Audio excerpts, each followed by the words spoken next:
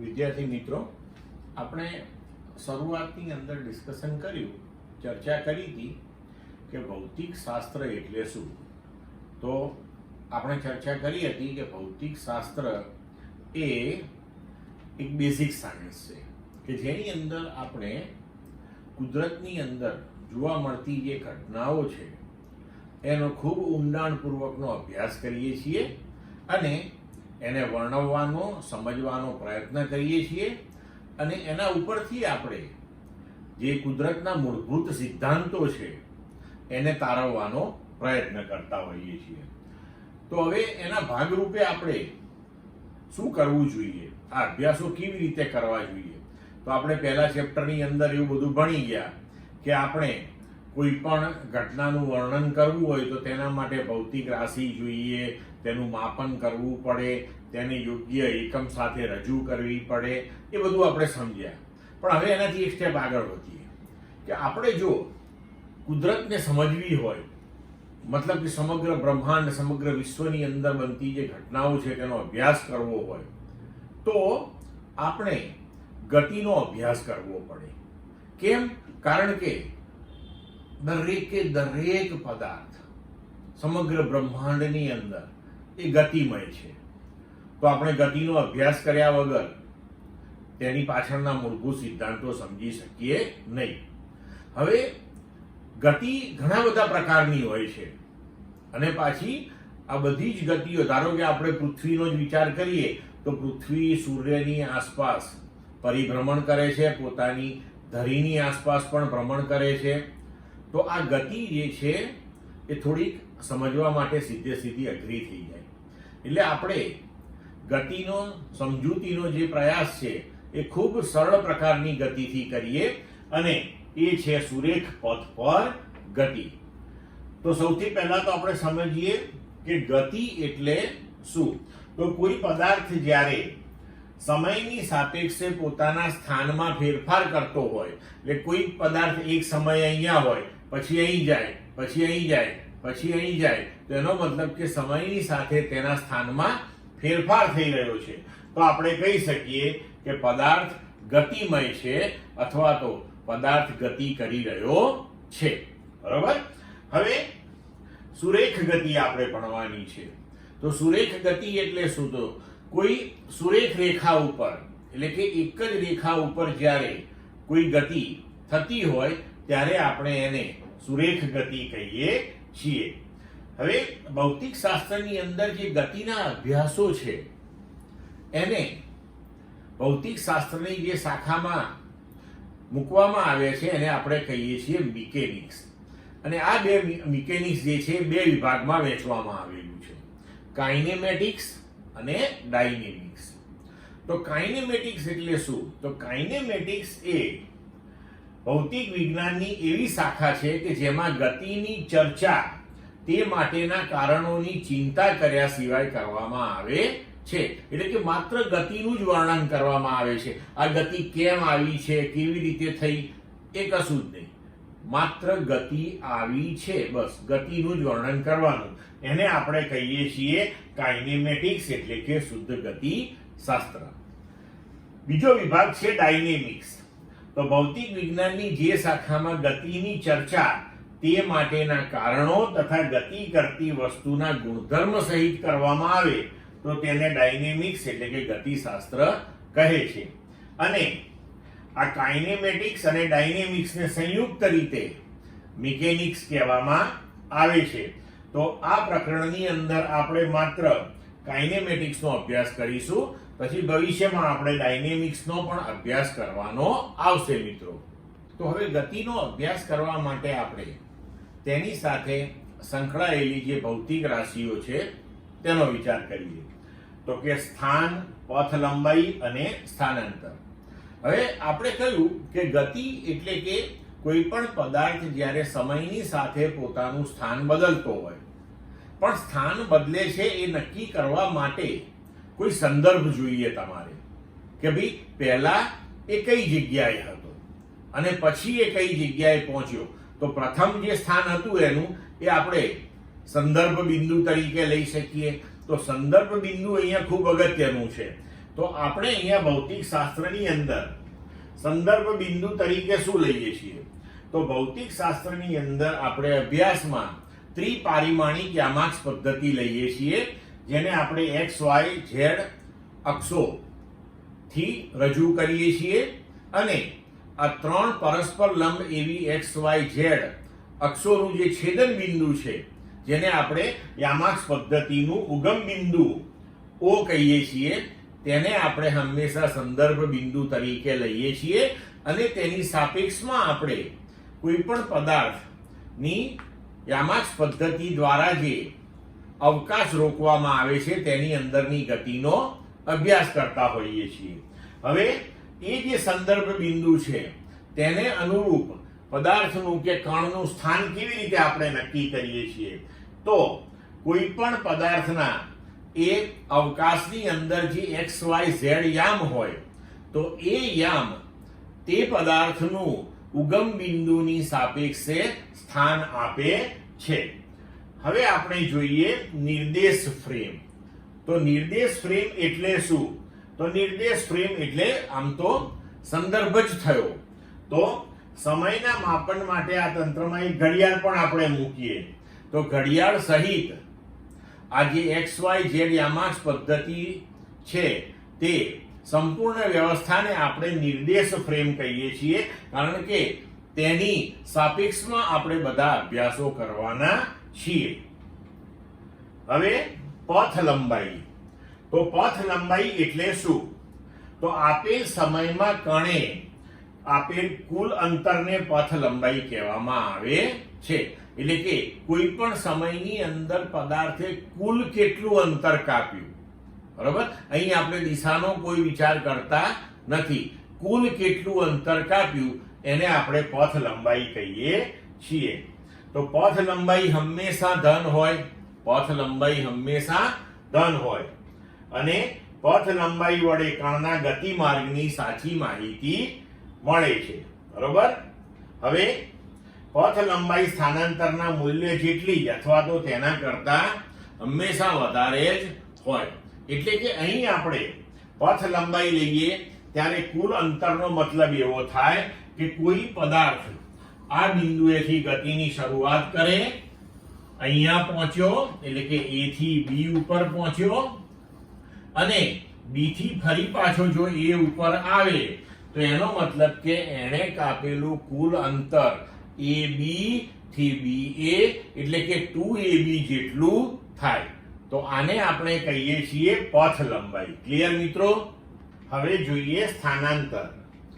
તો સમયની સાપેક્ષે કણના સ્થાનમાં થતા ફેરફારને આપણે સ્થાનાંતર કહીએ છીએ. તો સ્થાનાંતર ધન હોય કે ઋણ કે શૂન્ય હોઈ શકે છે, કારણ કે જ્યારે સ્થાનાંતર આપણે લઈએ છીએ ત્યારે આપણે દિશા ધ્યાનમાં રાખવાની છે. એટલે કે તમે જુઓ, ધારો કે આપણે સુરેખ પથ ઉપરની ગતિ લઈએ, તો આપણે આ x અને y અક્ષ લઈ લઈએ અહીંયા. હવે સુરેખ પથ માટે આપણે કણની ગતિ x અક્ષ ઉપરની લઈએ. ધારો કે કણે ઉગમ બિંદુ O થી ગતિની શરૂઆત કરી, અને આ ધન દિશા થઈ આપણી, અને આ ઋણ દિશા થઈ, બરોબર? હવે ધન દિશાની અંદર ધારો કે O થી A સુધી એ 5 મીટર ગયો, તો આપણે એવું કહી શકીએ કે કણનું સ્થાનાંતર 5 મીટર છે. પણ ધારો કે હવે એ A થી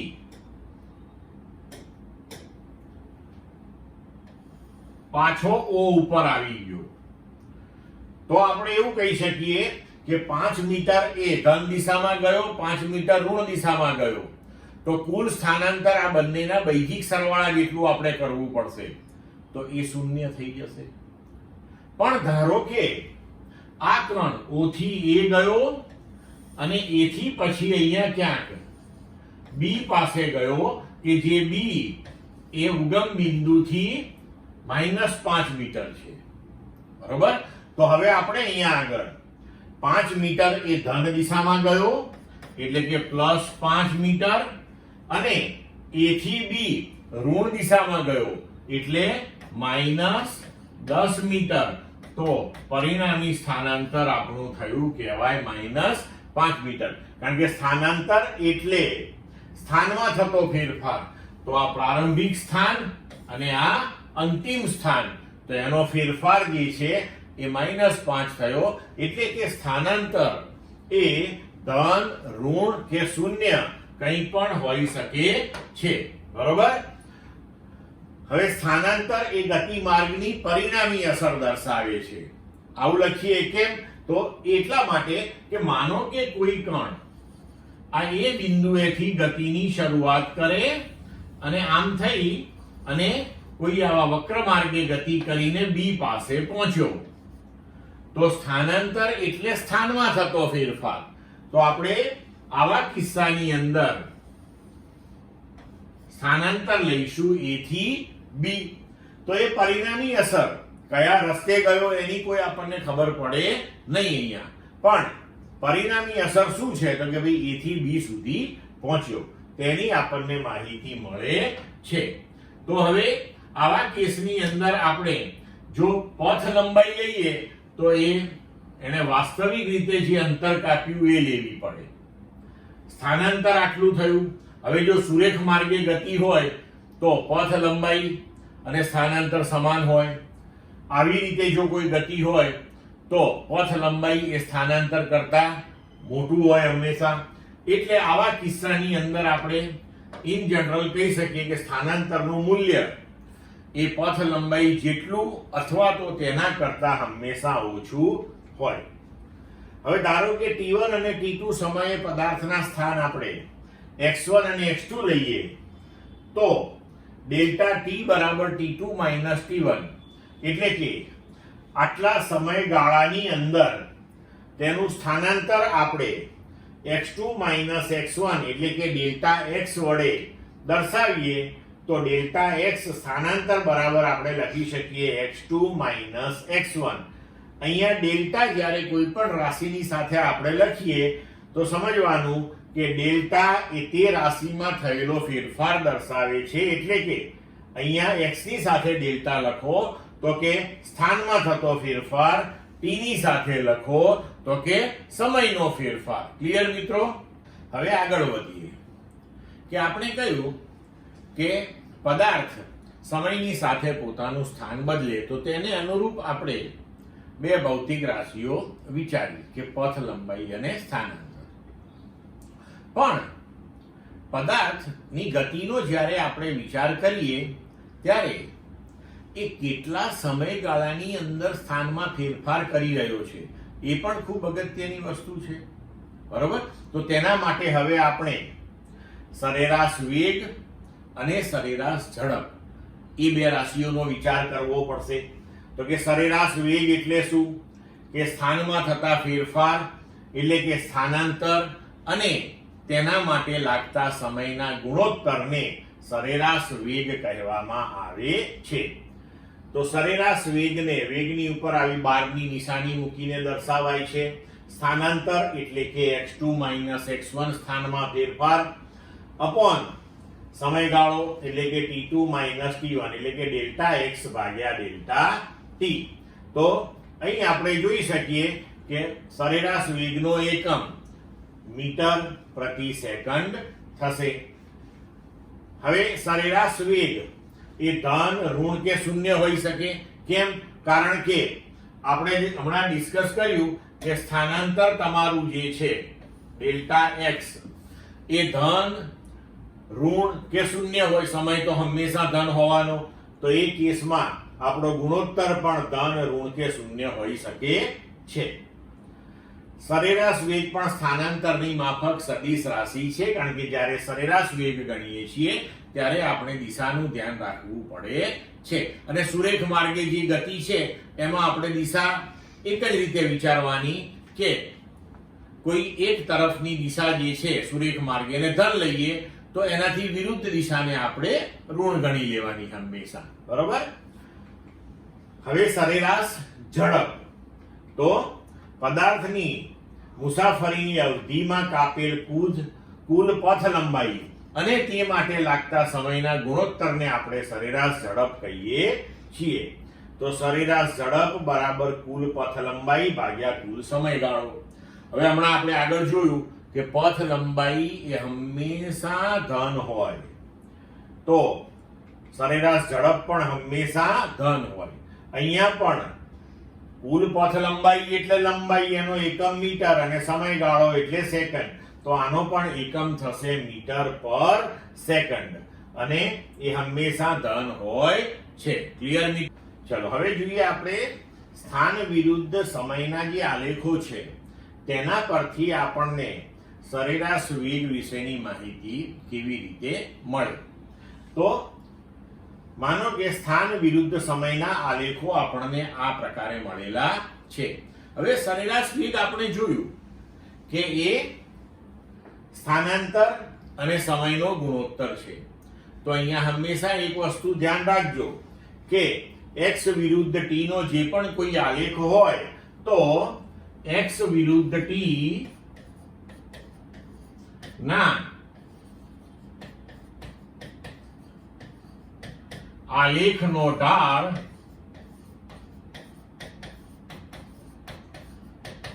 સરેરાશ વેગ આપે છે.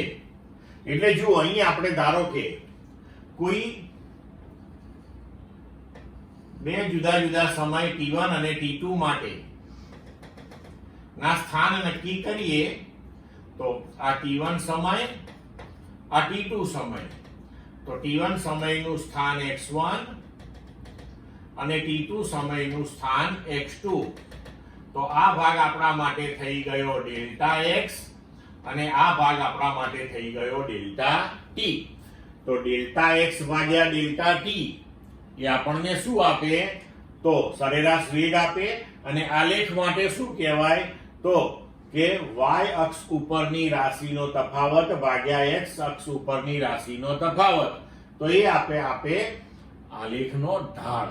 બીજું કે જો તમે અહીંયા આલેખે x અક્ષ સાથે એટલે કે સમય અક્ષ સાથે બનાવેલો ખૂણો થીટા હોય તો tan થીટા બરાબર, જો આ થીટા હોય તો I થીટા થાય. તો tan થીટા બરાબર સામેની બાજુ ભાગ્યા પાસેની બાજુ. તો tan થીટા તમને ઢાળ આપે. તો x વિરુદ્ધ t ના આલેખ માટે tan થીટા તમે શોધો તો એ પણ તમને સરેરાશ વેગ આપે. હવે અહીં તમે જુઓ કે તમારો આલેખનો ઢાળ જે છે એ ધન આવશે કારણ કે x2 એ x1 કરતા મોટો છે. તો આકૃતિ એમાં સમયની સાથે પદાર્થનું સ્થાન વધે છે એટલે અંતિમ સ્થાન માઈનસ પ્રારંભિક સ્થાન ધન આવે તો સરેરાશ વેગ હંમેશા ધન આવે. હવે ધારો કે તમે બીજો ગ્રાફ જુઓ તો એની અંદર તમે અહીંયા એક t1 સમય લઈ લો, એને અનુરૂપ આપણે ગ્રાફ ઉપર સ્થાન x1 લઈએ, આ t2 સમય લઈએ તો એને અનુરૂપ સ્થાન x2 લઈએ. તો અહીંયા સમયની સાથે સ્થાન ઘટતું જાય છે એટલે કે અંતિમ સ્થાન માઈનસ પ્રારંભિક કરીશું તો ઋણ આવશે. એટલે કે આ આલેખનો ઢાળ આપણને ઋણ મળશે. બરોબર? તો આકૃતિ બી માં સમય સાથે પદાર્થનું સ્થાન ઘટતું જાય છે તેથી સરેરાશ વેગ ઋણ મળે છે. ત્રીજો આલેખ જુઓ, તેમાં સમયની સાથે સ્થાન બદલાતું જ નથી. સ્થાન બદલાતું નથી મતલબ કે પદાર્થ ગતિમાં નથી. તેનો મતલબ એ થયો કે પદાર્થ સ્થિર છે અને તેનો સરેરાશ વેગ કેવો છે? શૂન્ય છે. ક્લિયર મિત્રો? હવે મિત્રો જોઈએ આપણે તત્કાલીન અથવા તો તાત્ક્ષણિક વેગ અને ઝડપ. તો આપણે અત્યાર સુધી સરેરાશ વેગ કે સરેરાશ ઝડપની ચર્ચા કરી. તો આ તત્કાલીન કે તાત્ક્ષણિક વેગ અને સરેરાશ વેગ એ બેમાં શું ફરક છે? તો જુઓ, આપણે એક સામાન્ય ઉદાહરણ લઈએ કે ધારો કે આપણે અમદાવાદથી વડોદરા ગાડી લઈને જતા હોઈએ. સવારે 8 વાગે આપણે નીકળ્યા અને 10 વાગે આપણે વડોદરા પહોંચ્યા. હવે અમદાવાદથી વડોદરાનું અંતર જે છે 100 કિલોમીટર છે. 2 કલાકમાં આપણે આ અંતર કાપ્યું. તો કોઈ આપણને પૂછે કે તમે કેટલી ઝડપથી અમદાવાદથી વડોદરા ગયા, તો આપણે એવું કહીશું કે ભાઈ 50 કિલોમીટર પ્રતિ કલાકની ઝડપે ગયા, કારણ કે આપણે 1 કલાકમાં 50 કિલોમીટર અંતર કાપ્યું, 2 કલાકમાં 100 કિલોમીટર. તો સમગ્ર આપણી જે સમયગાળો છે 2 કલાકનો, એની અંદર આપણે જે અમદાવાદથી વડોદરાનું કુલ અંતર કાપ્યું એને અનુરૂપ આપણને આખા સમયગાળાની પરિસ્થિતિનો ખાલી ખ્યાલ આવ્યો. બરોબર છે? પણ ધારો કે કોઈ આપણને એવું પૂછે કે 8:30 તમારી ઝડપ કેટલી હતી, તો એ થઈ તાત્ક્ષણિક.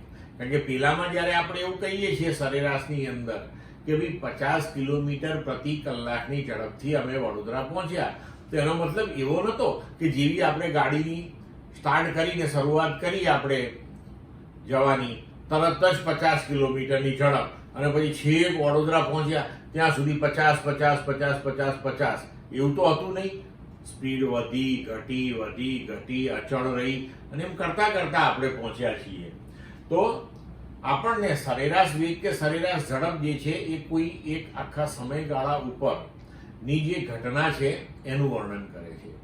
જ્યારે તાત્ક્ષણિક વેગ કે તાત્ક્ષણિક ઝડપ એ જે તે ક્ષણે શું વેગ કે શું ઝડપ છે તેની માહિતી આપે છે. તો આપણે એમ કહીએ કે ધારો કે 8:30 શું ઝડપ હતી, તો એ આપણે કેવી રીતે શોધી શકીએ? બરોબર? તો હવે કાં તો આપણે સ્પીડોમીટર જોવું પડે કે 8:30 સ્પીડોમીટર તમને કાંટો શું બતાવતો હતો, તો એ થાય. પણ હવે આપણે ભૌતિક શાસ્ત્રની અંદર આ વસ્તુ કેવી રીતે નક્કી કરી શકીએ? તો એના માટે 3 રીત છે. એક આલેખની રીત છે, એક ગણિતીય રીત છે, અને ગણિતની અંદર જે કલનશાસ્ત્ર આવે છે તેમાં એક વિકલનની રીત આવે છે, એ પણ આપણે અહીંયા જોઈશું. તો હવે જોઈએ આપણે તાત્ક્ષણિક વેગ અને ઝડપ. તો આ જે તાત્ક્ષણિક વેગ કે ઝડપ આપણે ડિસ્કસ કરવા જઈ રહ્યા છીએ, જેની ચર્ચા કરવા જઈ રહ્યા છીએ, બરોબર, એ એકચ્યુઅલી અહીંયા આગળ આપણે કેવી રીતે ચર્ચામાં લઈશું? જુઓ, ધારો કે આપણે કોઈ એક આખો સમયગાળો વિચાર્યો કે મેં તમને કહ્યું એમ કે ભાઈ 8 વાગ્યાથી શરૂ કરી 10 વાગ્યા સુધીમાં આપણે વડોદરા પહોંચ્યા. હવે કોઈ આપણને એવું કહ્યું કે 9 વાગે એક્ઝેક્ટ તમારી ઝડપ કેટલી હતી, તો હવે આપણે 8 થી 10 એટલે કે 2 કલાકનો જે સમયગાળો હતો ને એને નાનો કરી નાખીએ કે ભાઈ 8 કલાક ને 30 મિનિટથી 9 કલાક ને 30 મિનિટ, એટલે કે એ 1 કલાકની અંદર આપણી ઝડપ કેવી હતી, તો કે ભાઈ બદલાતી હતી. ઓકે, તો હવે આપણે સમયગાળો એનાથી પણ નાનો કરીએ. તો આવી રીતના સમયગાળો ધારો કે નાનો કરતા કરતા આપણે એવું જોયું કે 8:45 થી શરૂ કરી ને 9:15 એટલે કે એ અડધો કલાક દરમિયાન આપણી ગાડી અચળ ઝડપથી ગઈ હતી, એમાં કોઈ ફેરફાર આવ્યો નહોતો. તેનો મતલબ એ થયો કે 9 વાગે ઝડપ કેટલી, તો કે એ જે અચળ ઝડપ હતી એટલી. તો અહીંયા આપણે તાત્ક્ષણિક વેગ શોધવા માટે કે ઝડપ શોધવા માટે આ જ કોન્સેપ્ટ વાપરવાના છીએ કે ભાઈ સમયગાળો બને તેટલો નાનો લેતા જઈશું અને પ્રત્યેક સૂક્ષ્મ સમયગાળા માટે આપણે ઝડપ શોધીશું. અને જ્યારે એનું મૂલ્ય અચળ આવી જાય તો એ જે તે સમયગાળાની અંદર જો એનું મૂલ્ય અચળ હોય તો એ સમયગાળાની અંદરની કોઈ ક્ષણ આપણે વિચારીએ તો એ ક્ષણે એ ઝડપ કે વેગ એટલો જ હોય તો એને આપણે તાત્ક્ષણિક વેગ કે ઝડપ કહી શકીએ. હવે જુઓ, સૌથી પહેલા આપણે આલેખની રીત જોઈએ. તો માની લો કે આપણી પાસે x વિરુદ્ધ t નો આલેખ આવી રીતે આકૃતિમાં દર્શાવ્યા મુજબનો છે. હવે અહીંયા આપણે આ 4 સેકન્ડ જે છે એને સંદર્ભ લઈએ કે ભાઈ 4 સેકન્ડે ઝડપ કેટલી. તો આપણે આગળ ઉપર સમજી ગયા છીએ કે x વિરુદ્ધ t નો જો આલેખ તમારી પાસે હોય, બરોબર, તો એ આલેખનો ઢાળ જે છે એટલે કે delta x by delta t એ તમને ઝડપ આપે. પણ હવે અહીંયા જુઓ, ધારો કે આપણે 3 થી 5, બરોબર છે, 3 થી 5 2 સેકન્ડનો સમયગાળો લઈએ તો 3 સેકન્ડે આપણી પાસે અહીંયા આ પી બિંદુને અનુરૂપ સ્થાન 2 મળે, 5 ને અનુરૂપ અહીંયા લગભગ 10 મળે. હવે તમે આ પી અને P2 ને જોડી દો અહીંયા આગળ, બરોબર છે, P1 અને P2 ને, તો આપણને આ જે સુરેખા મળી P1 P2 ને જોડતી એનો ઢાળ આપણને ઝડપ આપશે. પણ આ તો સરેરાશ થઈ.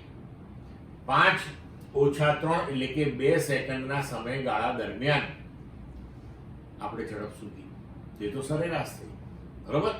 તો હવે આપણે એક કામ કરીએ, સમયગાળો નાનો નાનો નાનો નાનો લેતા જઈશું, બરોબર છે. તો નાનો સમયગાળો એટલે પછી આપણે 3.5 થી 4.5 લીધું, તો આપણે અહીંયા જુઓ કે Q1 અને Q2 એવા બે બિંદુઓ મળ્યા આપણને આલેખ ઉપર, એને જોડી દીધા તો Q1 Q2 આપણને સુરેખા મળી. એનો ફરીથી ઢાળ શોધીએ તો એમ કરતા કરતા જો આપણે સમયગાળો 4 ને મધ્યમાં રાખીને નાનો નાનો કરતા જઈએ તો તમે જોઈ શકો છો કે આ P1 P2 પછી Q1 Q2 પછી T1 T2 આ જે રેખાઓ તૈયાર થાય છે અહીંયા, એ 4 સેકન્ડે જે આપણે બિંદુ અહીંયા વિચારવાના છીએ એની નજીક નજીક નજીક નજીક જઈ રહ્યું છે, બરોબર છે. તો હવે અહીંયા આગળ આપણે એને અનુરૂપ જો શોધતા જઈએ ઝડપ, તો એવું બને કે કોઈ એક સૂક્ષ્મ સમયગાળો હોય, ધારો કે 3.9 સેકન્ડથી શરૂ કરીને 4.1 સેકન્ડ, બરોબર. તો આ સૂક્ષ્મ સમયગાળામાં જો તમારી ઝડપ અચળ આવી ગઈ તો એનો મતલબ એ થયો કે 4 સેકન્ડે આ ઝડપ આ છે, તો એને આપણે જે તે ક્ષણની ઝડપ એટલે કે તાત્ક્ષણિક કહી શકીએ.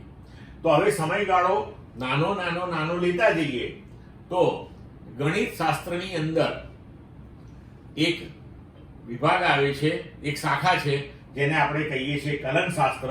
તો એ કલનશાસ્ત્રની ભાષામાં આ નાનો નાનો નાનો એટલે કે એને લખાય છે લિમિટ.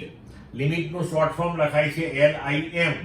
ડેલ્ટા ટી સમયગાળો ટેન્ડ્સ ટુ 0, 0 ની તરફ જવાનું છે. સમયગાળો નાનો નાનો કરવાનો છે, 0 નથી કરવાનો.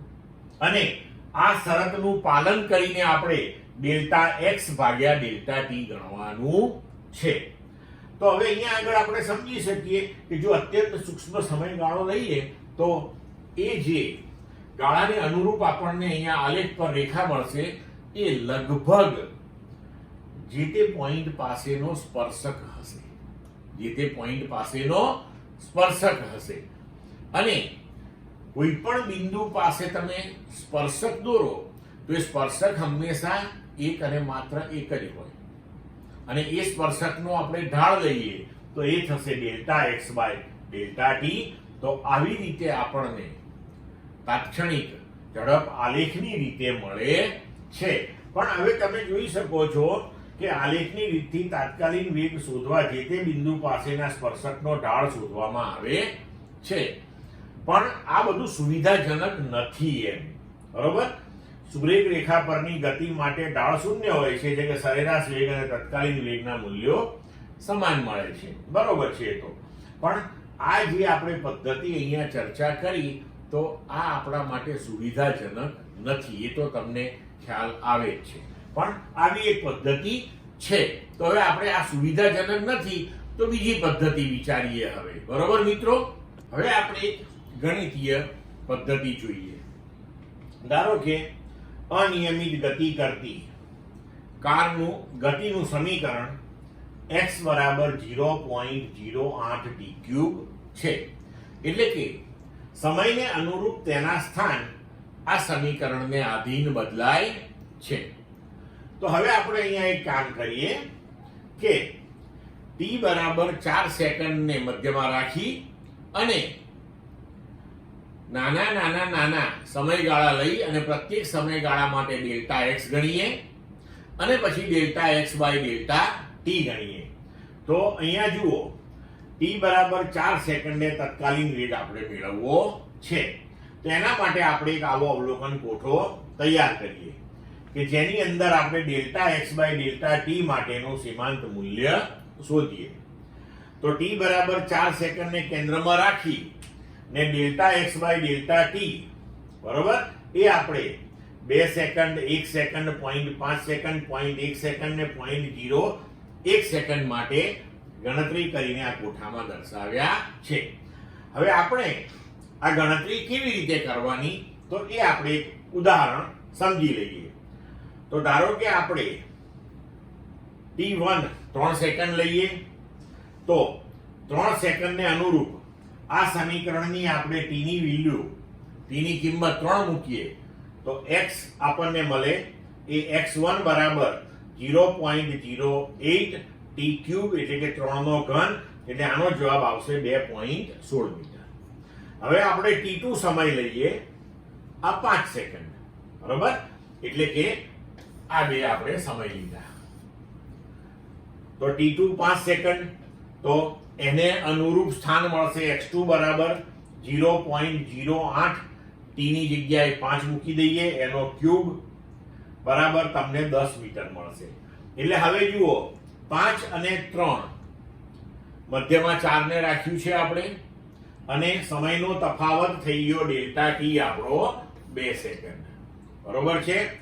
હવે આપણને x1 અને x2 મળી ગયા એ આપણે અહીંયા નોંધી લીધા તો તેને અનુરૂપ આપણે સમયગાળો ડેલ્ટા ટી 2 સેકન્ડ અને અહીંયા x માં ફેરફાર ડેલ્ટા x બરાબર x2 માઈનસ x1 બરાબર 10 ઓછા 2.16 એટલે 7.84 આ મળી ગયું. હવે આપણે ડેલ્ટા x ભાગ્યા ડેલ્ટા ટી તો આ કિંમત શોધી. ડેલ્ટા x એટલે આપણો 7.84 ડેલ્ટા ટી એટલે 2 તો તેને અનુરૂપ આપણે અહીંયા delta x by delta t 3.92 શોધ્યું. હવે જુઓ મિત્રો અહીંયા આ થયો સરેરાશ વેગ. હવે આપણે તાત્ક્ષણિક જોઈએ છે એક્ઝેક્ટ 4 સેકન્ડે આ તો આટલા ગાળામાં મળ્યો તો હવે આપણે સમયગાળો નાનો કરતા જઈએ તો જો સમયગાળો આપણે 1 સેકન્ડનો લીધો એટલે કે 3.5 થી 4.5 અને ફરીથી delta x by delta t મળ્યું 0.5 નો સમયગાળો 3.75 થી 4.25 પછી 0.1 નો સમયગાળો તો 3.95 થી 4.05 0.01 નો સમયગાળો એટલે 3.995 થી 4.005. તો હવે આપણે સમયગાળો નાનો કરતા ગયા અને પ્રત્યેક નાના સમયગાળા માટે આપણે delta x by delta t ગણતા ગયા. તો હવે સમયગાળો નાનો તો કેટલો નાનો આ પ્રશ્ન બહુ મોટો થાય આપણા માટે.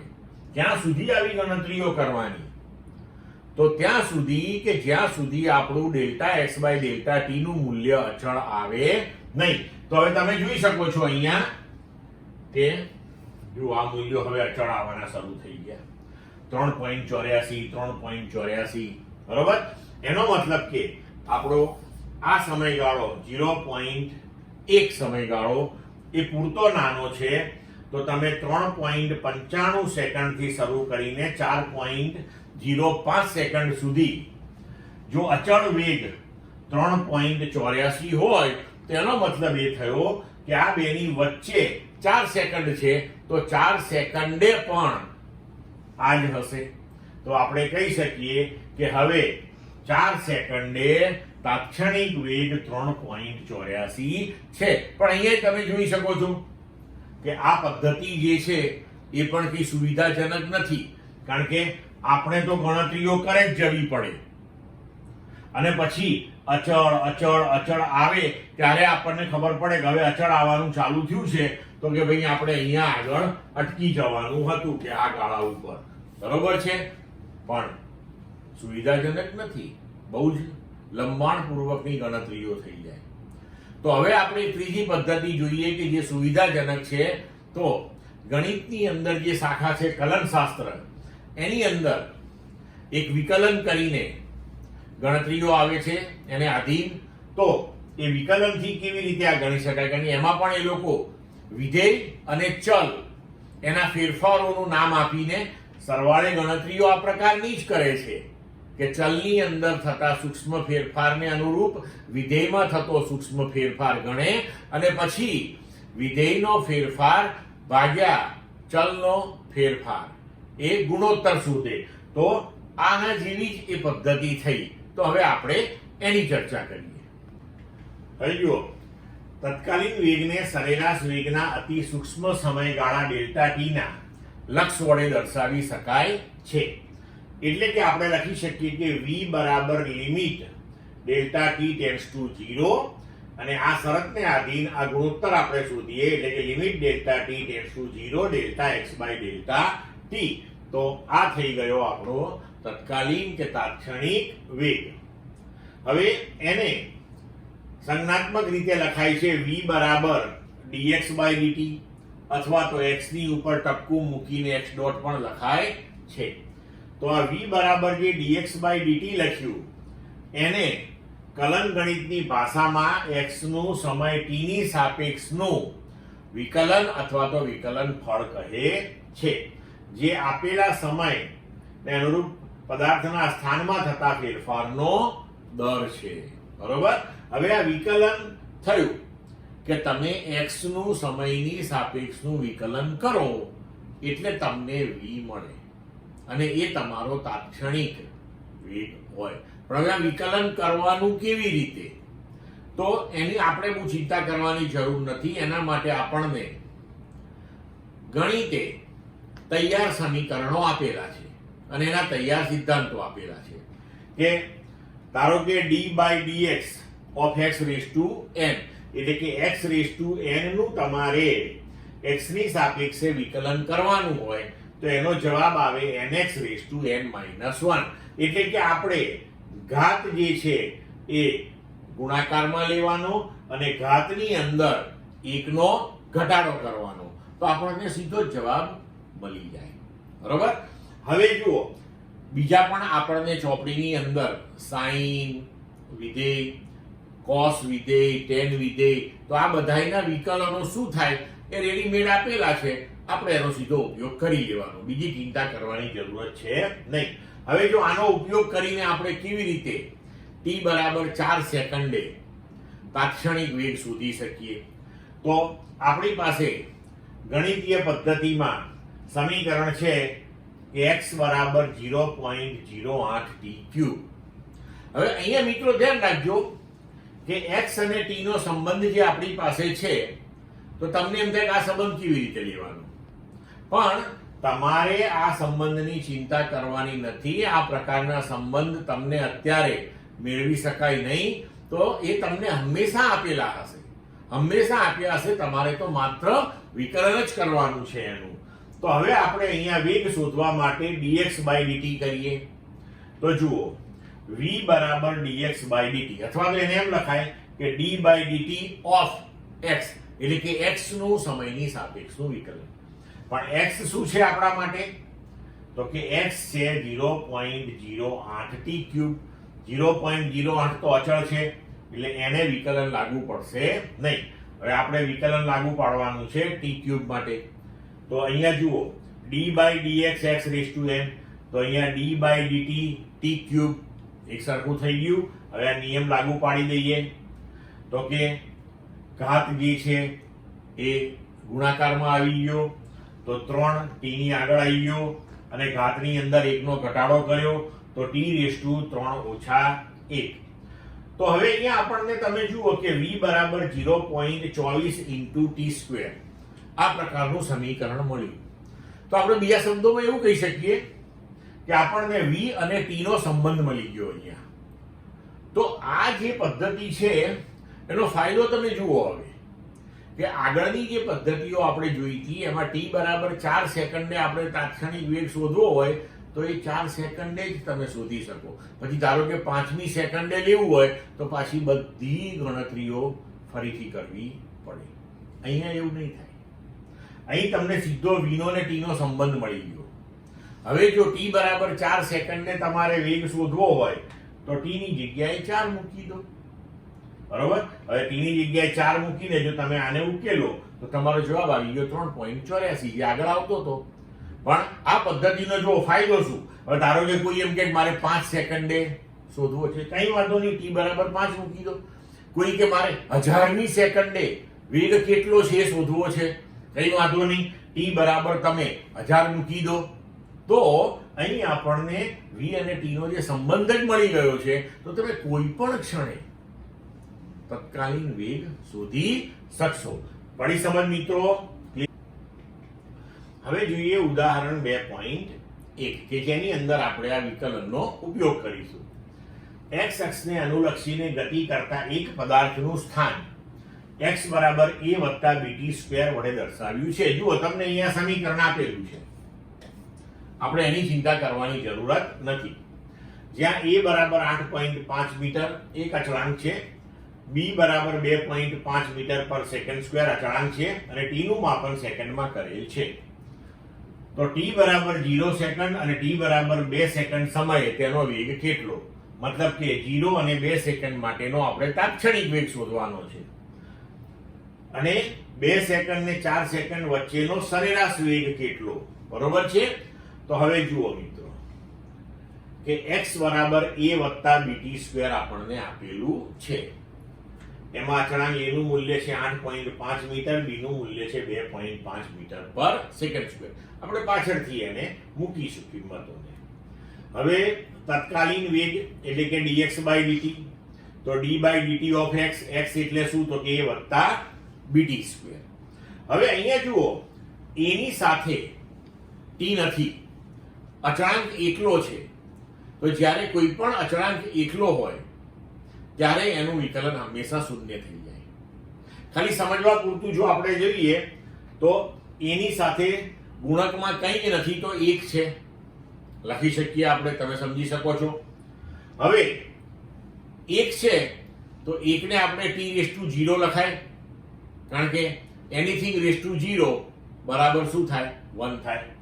તો હવે જો d by dt એ 1 ની જગ્યાએ t⁻0 વત્તા bt સ્ક્વેર. હવે જો આપણે અહીંયા વિકલનનો નિયમ ઉપયોગમાં લઈ લઈએ કે ભાઈ આ a અચળાંક હતો, એને બહાર રાખ્યો કૌંસની, અને કૌંસમાં આપણે t⁻0 તો 0 ગુણકમાં આવ્યો અને t⁻0 - 1. પણ હવે અહીંયા 0 ગુણકમાં આવ્યો એટલે ઓટોમેટિક આખું કેન્સલ થઈ ગયું હવે આપણા માટે. તો હવે આવું દર વખત કરવાની જરૂર નહીં. આપણે જોવાનું કે અહીંયા અચળાંક એકલો છે, એની જોડે ચલ નથી, તો એનું વિકલન શૂન્ય. હવે અહીંયા જોઈએ તો b t સ્ક્વેર, તો આ 2 જે છે ગુણકમાં આવ્યો અને t⁻1 નો ઘટાડો કર્યો. તો હવે આપણને પરિણામે અહીંયા સૂત્ર મળ્યું v બરાબર 2bt, એટલે કે v અને t નો સંબંધ પ્રસ્થાપિત થઈ ગયો. હવે આપણે 0 અને 2 સેકન્ડે તત્કાલીન વેગ શોધવો છે. તો જુઓ, t બરાબર 0 સેકન્ડ અને t બરાબર 2 સેકન્ડ સમયે વેગ. તો વેગ t બરાબર 0 સેકન્ડે, તો આ સમીકરણમાં t નું મૂલ્ય 0 મૂકી દો એટલે આપણો જવાબ આવ્યો 0 મીટર પર સેકન્ડ. t બરાબર 2 સેકન્ડ માટે, તો આ સમીકરણની અંદર t બરાબર 2 મૂકી દો, તો v at t બરાબર 2 સેકન્ડ બરાબર 2b2, એટલે એ થઈ જશે 2b ની કિંમત 2.5 તમને આપેલી છે, મૂકી દો, 10 મીટર પર સેકન્ડ. તો આ થઈ ગયો આપણો તાત્ક્ષણિક વેગ. બરોબર. હવે આપણને કહ્યું છે કે 2 અને 4 સેકન્ડ વચ્ચેનો સરેરાશ વેગ કેટલો હશે? બરોબર. તો હવે એ સરેરાશ વેગ આપણે શોધીએ. તો x1 બરાબર a વત્તા b t1 સ્ક્વેર, કોઈ t1 ટાઈમ માટે આપણે x1 સ્થાન લીધું, એવી જ રીતના આપણે t2 ટાઈમ લઈ લઈએ બીજો, તો એના માટે સમીકરણ લખાય x2 બરાબર a વત્તા b t2 સ્ક્વેર. તો x1 બરાબર a વત્તા b, t1 આપણો 2 સેકન્ડ, તો અહીંયા 2 નો સ્ક્વેર. તેવી જ રીતે હવે અહીંયા લઈશું આપણે, તો x1 બરાબર a વત્તા 4b થઈ ગયું, x2 બરાબર a વત્તા b બીજો સમય 4 સેકન્ડ, તો b * 4 નો સ્ક્વેર, તો x2 બરાબર a વત્તા 16b થઈ ગયું. તો હવે સરેરાશ વેગ બરાબર delta x by delta t, delta x એટલે x2 minus x1, delta t એટલે t2 માઇનસ t1. હવે આ મૂલ્યો ગોઠવીએ આપણે. તો x2 a વત્તા 16b, x1 a વત્તા 4b, વચ્ચે ઋણ નિશાની, t2 માઇનસ t1. તો a વત્તા 16b minus a minus 4b upon t2 minus t1 એટલે 4 ઓછા 2. તો ઉપર આપણને મળી ગયું આ a કેન્સલ થઈ જશે. 16b માઇનસ 4b એટલે 12b ભાગ્યા 2, તો 6b થયું. b નું મૂલ્ય અહીંયા ગોઠવી દઈએ તો 15 મીટર પર સેકન્ડ. તો આપણો સરેરાશ વેગ 2 અને 4 સેકન્ડ વચ્ચેનો થયો 15 મીટર પર સેકન્ડ. ક્લિયર મિત્રો? વિદ્યાર્થી મિત્રો, આપણે ગતિ વિશે વાત કરી. હવે આપણે ગતિનો જ્યારે અભ્યાસ કરીએ છીએ, કોઈ પણ પદાર્થની ગતિ જોતા હોઈએ તો આપણને ખ્યાલ આવે છે કે પદાર્થ એક ધારા એક જ વેગથી, અચળ વેગથી ગતિ કરતો હોતો નથી. એના વેગમાં પણ ફેરફાર થતો હોય છે. વેગ વધે સતત, કાં તો સતત ઘટે, આવું બધું બને. તો આ પ્રકારની જે ગતિ હોય એને પ્રવેગી ગતિ કહેવાય. તો વેગમાં થતો જે ફેરફાર છે એને અનુરૂપ હવે આપણે ભૌતિક રાશિ જોવી પડશે, જેને આપણે કહીએ છીએ પ્રવેગ. તો પ્રવેગ એટલે વેગમાં થતા ફેરફારનો સમય દર. તો વેગમાં થતા ફેરફારના સમય દરને આપણે પ્રવેગ કહીએ છીએ. તો સુરેખ પથ પર ગતિ કરતા કણનો ધારો કે t1 સમયે વેગ v1 છે અને t2 સમયે વેગ v2 છે. તો ડેલ્ટા t એટલે કે t2 માઇનસ t1 જેટલા સમયગાળાની અંદર કણના કે પદાર્થના વેગમાં થતો ફેરફાર કેટલો થયો? તો કે v2 માઇનસ v1. તો એને અનુરૂપ આપણે લખી શકીએ કે સરેરાશ પ્રવેગ બરાબર વેગમાં થતો ફેરફાર ભાગ્યા સમય ગાળો. તો સરેરાશ પ્રવેગ બરાબર v2 minus v1 upon t2 minus t1. તો એને આપણે લખી શકીએ delta v by delta t. તો સરેરાશ પ્રવેગ જે છે સદિશ રાશિ થઈ અને એની દિશા એ વેગનો ફેરફાર જે દિશામાં હશે એ દિશામાં થશે. વેગનો એકમ મીટર પર સેકન્ડ, સમયનો સેકન્ડ. તો મીટર પર સેકન્ડ એટલે કે એનો SI એકમ થશે મીટર પર સેકન્ડ સ્ક્વેર. હવે વેગમાં જો ઘટાડો થાય તો તેને આપણે પ્રતિ પ્રવેગ કહીએ છીએ. જો limit delta t tends to 0 લેવામાં આવે તો t સમયનો તત્ક્ષણિક કે તત્કાલીન પ્રવેગ મળે છે. તો તત્કાલીન પ્રવેગ જે છે અથવા તો તાત્ક્ષણિક પ્રવેગ જે છે એ આપણે વેગના સમયની સાપેક્ષના વિકલનથી રજૂ કરી શકીએ. જેમ કે આગળ ઉપર આપણે તાત્ક્ષણિક કે તત્કાલીન વેગને સ્થાનાંતરના સમય સાપેક્ષના વિકલનથી રજૂ કર્યો હતો. તો પ્રવેગ a બરાબર limit delta t tends to 0 delta v by delta t એના બરાબર dv બાય dt, અથવા તો એને v ની ઉપર ટપકું મૂકીને પણ દર્શાવવામાં આવે છે. ક્લિયર મિત્રો? હવે આપણે જોયું મિત્રો કે પ્રવેગ a બરાબર dv બાય dt એટલે કે વેગનું સમયની સાપેક્ષનું વિકલન. પણ વેગ એટલે dx બાય dt સ્થાનાંતરનું સમયની સાપેક્ષનું વિકલન. તો પ્રવેગ a બરાબર કે જે dv બાય dt છે. તો હવે d બાય dt અને v ની જગ્યાએ જો આપણે dx બાય dt અહીંયા આગળ મૂકી દઈએ તો આપણે લખી શકીએ કે a બરાબર d2x બાય dt 2, અથવા તો એને x ની ઉપર ડબલ ડોટ મૂકીએ. એક ડોટ એટલે એક વખત વિકલન, બે ડોટ એટલે બે વખત વિકલન. પણ હવે અહીંયા આગળ છે ને મિત્રો ખાસ ધ્યાન રાખજો કે d2x બાય dt 2 એટલે કે તમે x નું સમયની સાપેક્ષે એક વખત વિકલન કર્યું પછી ભૂલથી એનો વર્ગ ના કરી નાખતા. x નું સમયની સાપેક્ષનું એક વખત વિકલન કરીએ એટલે આપણને જે જવાબ મળે એ જવાબનું ફરીથી સમયની સાપેક્ષે વિકલન કરવાનું, એવો આનો મતલબ થાય છે. ખાસ ધ્યાન રાખજો. તો કણનો કોઈ પણ ક્ષણે પ્રવેગ એટલે સ્થાન x નું સમય t ની સાપેક્ષનું 2 વાર વિકલન અથવા તો વેગનું સમયની સાપેક્ષનું એકવાર વિકલન છે. જો dv by dt ધન હોય તો કણના પ્રવેગની દિશા ધન x, અને જો dv by dt ઋણ હોય તો પ્રવેગ ઋણ x તરફ હોય છે. જો વેગ અને પ્રવેગ બંને ધન અથવા બંને ઋણ હોય તો કણની ઝડપમાં વધારો થાય છે. આવા કિસ્સામાં કણ પ્રવેગિત ગતિ કરે છે તેમ કહેવાય. આ બધું યાદ રાખજો, એ આપણને MCQ માં એમાં ખૂબ ઉપયોગી થશે. અહીં પ્રવેગની દિશા વેગની દિશામાં જ હોય છે, પણ વેગ અને પ્રવેગ વિરુદ્ધ સંજ્ઞાના જો હોય તો કણની ઝડપમાં ઘટાડો થતો હોય છે. આવા કિસ્સામાં કણની ગતિને આપણે પ્રતિપ્રવેગી ગતિ કહીએ છીએ. ક્લિયર મિત્રો? હવે આપણે જોઈએ કે પ્રવેગ ધન, ઋણ અને શૂન્ય હોય તે માટેના સ્થાન x વિરુદ્ધ સમય t ના આલેખો. એટલે કે x વિરુદ્ધ સમય t ના આલેખ ઉપરથી તમે કેવી રીતે નક્કી કરી શકો કે પ્રવેગ ધન છે કે ઋણ છે કે શૂન્ય છે. તો જુઓ, ધારો કે આપણી પાસે x વિરુદ્ધ સમય t નો આલેખ જે છે એ આવો આકૃતિમાં દર્શાવ્યા મુજબનો હોય.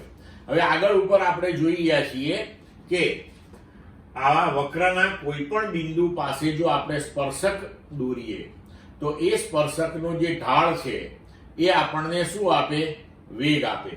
તો હવે ધારો કે આપણે t1 સમયે આલેખ પરનું આ બિંદુ લઈએ અને એ બિંદુ પાસે આપણે આવો સ્પર્શક દોરીએ અને આ સ્પર્શકનો ઢાળ શોધીએ. પછી t2 સમયે આ બીજું બિંદુ લઈએ આપણે આલેખ પરનું અને ત્યાં સ્પર્શક દોરીએ અને એનો ઢાળ શોધીએ. તો અહીંયા તમે જોઈ શકો છો કે આ જે સ્પર્શક છે એને સમય એક્સિસ સાથે બનાવેલો જે ખૂણો છે એના કરતા આ સ્પર્શકનો ખૂણો મોટો થશે.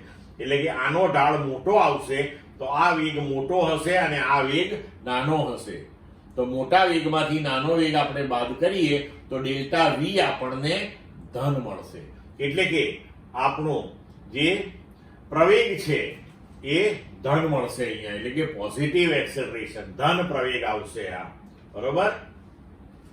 એવી જ રીતે જો x વિરુદ્ધ સમય t નો આલેખ આકૃતિમાં દર્શાવ્યા મુજબનો આ પ્રમાણેનો હશે તો તમે અહીંયા જોઈ શકો છો કે જુદા જુદા બિંદુએ જો આપણે આલેખ પર સ્પર્શક દોરતા જઈએ તો જેમ આપણે સમય એક્સિસ ઉપર મોટો ને મોટો સમય લેતા જઈએ તેમ આ સ્પર્શકના ઢાળ નાના થતા જાય છે. એટલે કે અંતિમ વેગ એ પ્રારંભિક વેગ કરતા નાનો આવશે તો ડેલ્ટા v આપણો ઋણ આવશે. એટલે કે નેગેટિવ એક્સિલરેશન એટલે કે ઋણ પ્રવેગ આવા કિસ્સાની અંદર આપણને મળશે.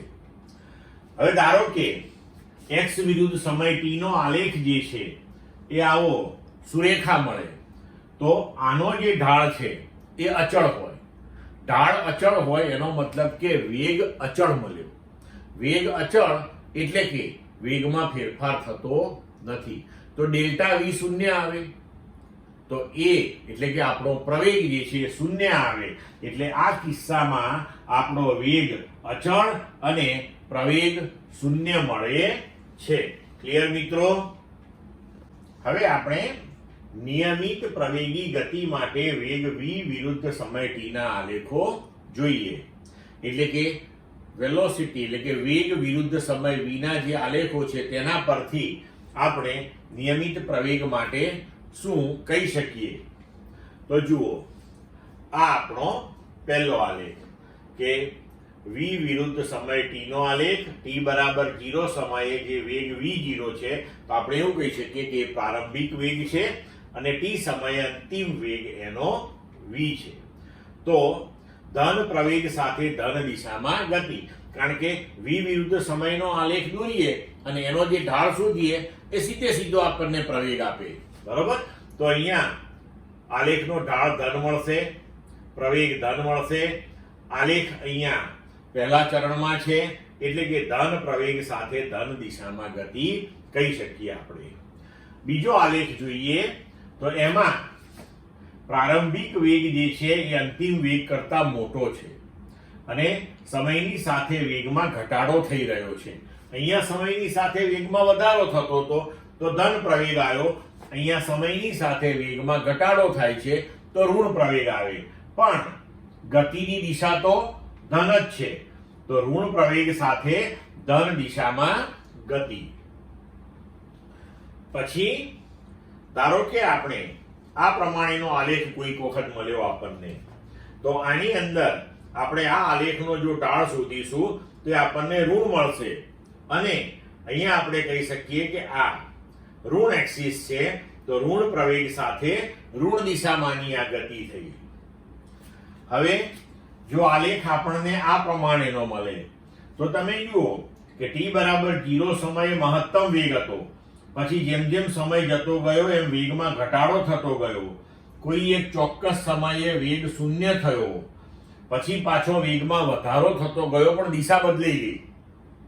તો તમે જોઈ શકો છો કે આપણી વ્યવહારિક જીવનમાં જો આપણે કોઈ પદાર્થને આમ કે ધારો કે દડાને બોલ લઈ લઈએ, આપણે એને જો આમ એકદમ ઝડપથી આમ ઉપર ફેંકીએ તો પ્રારંભિક વેગ એનો મહત્તમ હોય, જેમ જેમ ઉપર જાય એમ એનો વેગ ઘટતો જાય, કોઈ એક સમયે એનો વેગ શૂન્ય થશે અને પછી પાછો એ ગતિની દિશા બદલીને નીચે પડશે, જેમ જેમ નીચે આવતો જશે એમ એમ એનો વેગ વધતો જશે.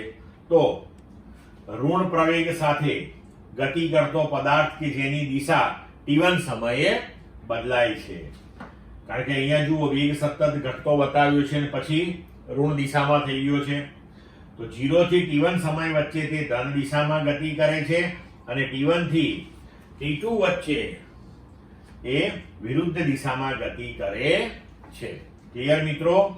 હવે જો આપણે અહીંયા આગળ અચળ વેગ વિરુદ્ધ સમયનો આલેખ લઈએ તો એ આપણને ખૂબ અગત્યની માહિતી આપે છે. જુઓ કેવી રીતે કે અચળ વેગ તો સમયની સાથે વેગ બદલાતો નથી. પ્રારંભિક સમયથી શરૂ કરીને અંતિમ સમય સુધી વેગ એકનો એક જ u રહે છે. તો આપણે આવો આલેખ બનાવી શકીએ. હવે આ કિસ્સાની અંદર આપણો પ્રવેગ તો શૂન્ય થવાનો છે, કારણ કે આલેખનો ઢાળ પણ શૂન્ય આવશે અહીંયા, અથવા તો બીજા શબ્દોમાં એવું કહી શકીએ કે વેગનો ફેરફાર શૂન્ય છે. તો અહીં v વિરુદ્ધ t નો આલેખ સમય અક્ષને સમાંતર સુરેખ છે. તો t બરાબર 0 થી t બરાબર કેપિટલ T સમયગાળા વચ્ચે મળતા આલેખ વડે ઘેરાતું ક્ષેત્રફળ, જે આપણે અહીંયા શેડેડ કરીને બતાવ્યું છે, તો એના માટે આપણે આ ભાગ જે છે એ u થઈ ગયો અને આ ભાગ જે છે એ t થઈ ગયો. તો આ લંબચોરસ જે છે એનું ક્ષેત્રફળ આપણે લઈએ તો એ u ઊંચાઈ અને t પહોળાઈની બાજુવાળા લંબચોરસનું ક્ષેત્રફળ થયું કહેવાય. હવે આ ક્ષેત્રફળ જે છે એ આપણને કાપેલું અંતર અથવા તો સ્થાનાંતર આપે, કારણ કે ક્ષેત્રફળ લઈએ એટલે વેગ ગુણ્યા સમય મળશે અહીંયા, અને વેગ ગુણ્યા સમય આપણને શું આપશે? સ્થાનાંતર આપશે. તો કોઈ પણ સમયગાળામાં પદાર્થે કાપેલું અંતર અથવા તો સ્થાનાંતર એ તે સમયગાળામાં v વિરુદ્ધ t ના આલેખ અને સમય અક્ષની વચ્ચે ઘેરાયેલું જે ક્ષેત્રફળ છે એના જેટલું હોય છે. આ યાદ રાખજો, ખૂબ ઉપયોગી વસ્તુ છે અને MCQ ની અંદર આપણને બહુ જ કામ લાગશે. હવે જોઈએ મિત્રો નિયમિત પ્રવેગી ગતિ માટે શુદ્ધ ગતિ વિજ્ઞાનના સમીકરણો, એટલે કે અચળ પ્રવેગી ગતિ માટે શુદ્ધ ગતિ વિજ્ઞાનના સમીકરણો બહુ જ અગત્યના સમીકરણો છે. હવે જુઓ, ધારો કે આપણી પાસે વેગ v વિરુદ્ધ સમય t નો જે આલેખ છે એ આકૃતિમાં દર્શાવ્યા પ્રમાણેનો AB છે, જે દર્શાવે છે કે t બરાબર 0 સમયે પ્રારંભિક વેગ v0 છે અને t બરાબર t સમયે અંતિમ વેગ v છે. તો આકૃતિમાં દર્શાવ્યા પ્રમાણે કોઈ કણ x દિશામાં અચળ પ્રવેગ a થી સુરેખ ગતિ કરે છે. પ્રવેગ અચળ એટલા માટે કહી શકાય કે વેગ વિરુદ્ધ સમયનો આલેખ જે છે એ સુરેખા છે, બરોબર, એનો ઢાળ અચળ છે. હવે t બરાબર 0 સમયે તેનો વેગ v0 છે અને t બરાબર t સમયે તેનો વેગ v છે. તો અહીં કણ અચળ પ્રવેગી ગતિ કરે છે, એટલે કોઈ પણ સમયગાળામાં તેનો સરેરાશ પ્રવેગ કે તત્કાલીન પ્રવેગ એ સમાન જ હોવાનો છે. તો હવે આપણે અહીંયા પ્રવેગ એ બરાબર લખી શકીએ કે રેખા એ બી નો ઢાળ. હવે રેખા એ બી નો ઢાળ એટલે કે બીસી ભાગ્યા એસી, પણ બીસી એટલે કે v માઇનસ v0 અને એસી એટલે કે t માઇનસ t0, પણ t0 તમારું 0 છે એટલે તમે લખી શકો v માઇનસ v0 ભાગ્યા t. તો હવે અહીં આપણે લખી શકીએ કે v ને સૂત્રનો કર્તા બનાવીએ, t ને આ બાજુ લઈ લઈએ ને પછી v0 ને લઈ લઈએ, તો v બરાબર v0 વત્તા at. તો આ થયું નિયમિત પ્રવેગી ગતિ માટેનું પહેલું સમીકરણ. બરોબર. હવે આગળ વધીએ. t સમયમાં કણે કરેલ સ્થાનાંતર v વિરુદ્ધ t ના આલેખ વડે ઘેરાતો જે પ્રદેશ છે, તો હવે v વિરુદ્ધ t નો જે આલેખ છે એને t અક્ષ સાથે ઘેરાતો જે ક્ષેત્રફળ અથવા તો પ્રદેશ છે, તો એ કેટલો થશે? a b c d o a. આ બધું જે આપણે શેડેડ ભાગ બતાવ્યો છે એ થશે. બરોબર. તો હવે x સ્થાનાંતર બરાબર લંબચોરસ o a c d નું ક્ષેત્રફળ વત્તા ત્રિકોણ a c b નું ક્ષેત્રફળ. હવે આકૃતિ પરથી આપણે લખી શકીએ કે લંબચોરસનું ક્ષેત્રફળ એટલે કે આટલો ભાગ v0 અને આ ભાગ t, તો v0t વત્તા ત્રિકોણનું ક્ષેત્રફળ તો 1/2 પાયો ગુણ્યા ઊંચાઈ, તો કે 1/2 v minus v0 into t. હવે આને આપણે લખી શકીએ કે x બરાબર v0t વત્તા હાફ at સ્ક્વેર, કારણ કે અહીંયા આપણે v નું જે મૂલ્ય છે ગડબડ થઈ ગયું છે. હવે આ જે સમીકરણ આપણને મળ્યું છે એની અંદર આપણે v0t વત્તા હાફ, હવે આ v જે છે એનું મૂલ્ય આપણે સમીકરણ 1 માંથી મૂકી દઈએ, તો કે v0 વત્તા at માઇનસ v0 તો અહીં છે જ ઇન્ટુ t, તો આ v0 કેન્સલ થઈ જશે, તો v0t વત્તા હાફ at ઇન્ટુ t, એટલે પરિણામે આપણને સૂત્ર મળશે x બરાબર v0t વત્તા હાફ at સ્ક્વેર. તો આ થયું નિયમિત પ્રવેગી ગતિ માટેનું બીજું સમીકરણ. હવે આગળ વધીએ મિત્રો.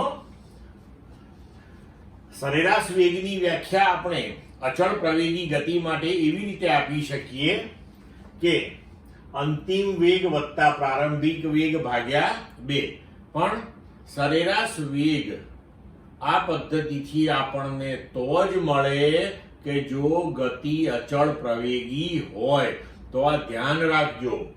તો હવે સ્થાનાંતર બરાબર સરેરાશ વેગ ગુણ્યા સમય આપણે લખી શકીએ. તો હવે આ સમીકરણની અંદર આપણે આગળના સમીકરણ 1 માંથી t નું મૂલ્ય v માઇનસ v0 ભાગ્યા a મૂકી દઈએ, તો v વત્તા v0 બાય 2 v ઓછા v0 બાય a, તો અંશમાં આપણને મળશે v square minus v0 square અને છેદમાં મળશે 2a. તો આને આપણે લખી શકીએ v square minus v0 square બરાબર 2ax. તો આ થઈ ગયું અચળ પ્રવેગી ગતિનું ત્રીજું સમીકરણ. હવે જો અહીંયા આગળ આપણે એવું વિચારી લીધું હતું કે કણનું સ્થાન t બરાબર 0 સમયે શૂન્ય છે, પણ ધારો કે t બરાબર 0 સમયે કણનું સ્થાન x0 હોય, તો આ બધા સમીકરણો આપણે વ્યાપક રૂપે આવી રીતે લખી શકીએ કે v બરાબર v0 વત્તા at, એમાં તો x છે જ નહીં. અહીંયા x બરાબર x0 વત્તા v0t વત્તા હાફ at સ્ક્વેર, અને v square minus v0 square બરાબર 2a. x ની જગ્યાએ આપણે લખવું પડે x માઇનસ x0. સમજ પડી મિત્રો? હવે એક કણ v0 જેટલા પ્રારંભિક વેગથી હવે ઉદાહરણ 2.2 કલન શાસ્ત્રની રીતનો ઉપયોગ કરીને નિયમિત પ્રવેગી ગતિના સમીકરણો મેળવો. હવે અહીંયા નવી વસ્તુ આવી કલન શાસ્ત્ર. તો કલન શાસ્ત્રની અંદર આપણે બે ટોપિક ડિસ્કસ કરવાના હોય. એક આપણે ચર્ચા કરી લીધી કે વિકલનની રીત. એવી જ રીતના કલન શાસ્ત્રની અંદર આવે છે એક સંકલનની રીત. તો એ સંકલનની રીતે આપણે હવે આ નિયમિત પ્રવેગી ગતિના સમીકરણો મેળવવાના છે. તો હવે અગત્યની વસ્તુ એ છે કે પહેલા તો આપણે એ સમજવું પડશે કે આ સંકલન એટલે શું અને કેવી રીતે એ કરી શકાય. બરોબર છે? તો હવે આને આપણે થોડી વાર બાજુમાં રાખીએ અને આપણે સંકલન સમજવાનો પ્રયત્ન કરીએ. તો હવે જુઓ મિત્રો કે આપણે આગળ ઉપર જોઈ ગયા કે જો આપણી પાસે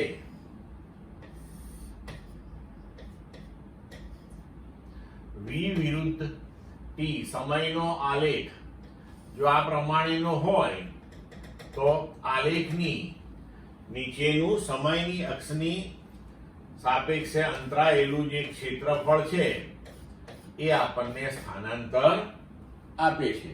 આ આપણે ચર્ચા કરી, તમે જાણો છો. પણ હવે ધારો કે આપણે અહીંયા જોઈએ કે v વિરુદ્ધ સમય t નો આલેખ જો આ પ્રકારનો હોય કોઈ, તો હવે આપણે સમય t1 થી સમય t2 આ સમયગાળા દરમિયાન થયેલું જો સ્થાનાંતર શોધવું હોય તો કેવી રીતે શોધવું હવે? બરોબર? તો આપણે એટલું તો જાણીએ છીએ કે આલેખની નીચે સમય અક્ષની સાપેક્ષે અંતરાતું જે ક્ષેત્રફળ છે એ આપણને સ્થાનાંતર આપે. બરોબર? પણ હવે આ જે આખું ક્ષેત્રફળ શોધવું છે તો એ કેવી રીતે આપણે શોધી શકીએ? તો હવે અહીં આપણે શું કરવું જોઈએ કે આપણે ધારો કે આ એ બિંદુથી બી બિંદુ સુધીનો જે આ આલેખ છે આપણો, એ આલેખને આપણે અત્યંત સૂક્ષ્મ એવી પટ્ટીઓમાં વિભાજિત કરી દઈએ. ધારો કે આપણે આવી એક સૂક્ષ્મ પટ્ટી વિચારીએ. આ જે સમયગાળો છે એ ધારો કે આપણે ડેલ્ટા ટી લઈ લઈએ. બરોબર? હવે અહીંયા આગળ આપણે આ પટ્ટીને એટલી સૂક્ષ્મ લઈએ કે એને અનુરૂપ આપણી જે વેલોસિટી છે એ અચળ હોય. બરોબર છે? તો હવે આ જે ક્ષેત્રફળ છે, આ પટ્ટીનું ક્ષેત્રફળ, એ આપણને ડેલ્ટા ટી જેટલા સૂક્ષ્મ સમયગાળા દરમિયાન થતું સ્થાનાંતર આપે. કારણ કે આ ભાગ આપણો ડેલ્ટા ટી થયો અને આ ભાગ આપણા માટે v થયો. તો v ઇન્ટુ ડેલ્ટા ટી આપણને સ્થાનાંતર આપે. હવે આપણે a થી b સુધી આખા ક્ષેત્રફળને આવી અનેક સૂક્ષ્મ સૂક્ષ્મ સૂક્ષ્મ સૂક્ષ્મ પટ્ટીઓની અંદર વિભાજિત કરતા જઈએ તો આપણને સંપૂર્ણ સમયગાળા t2 - t1 દરમિયાન નું સ્થાનાંતર મળે જો બધી જ પટ્ટીઓનું ક્ષેત્રફળ શોધીને આપણે તેનો સરવાળો લઈ લઈએ.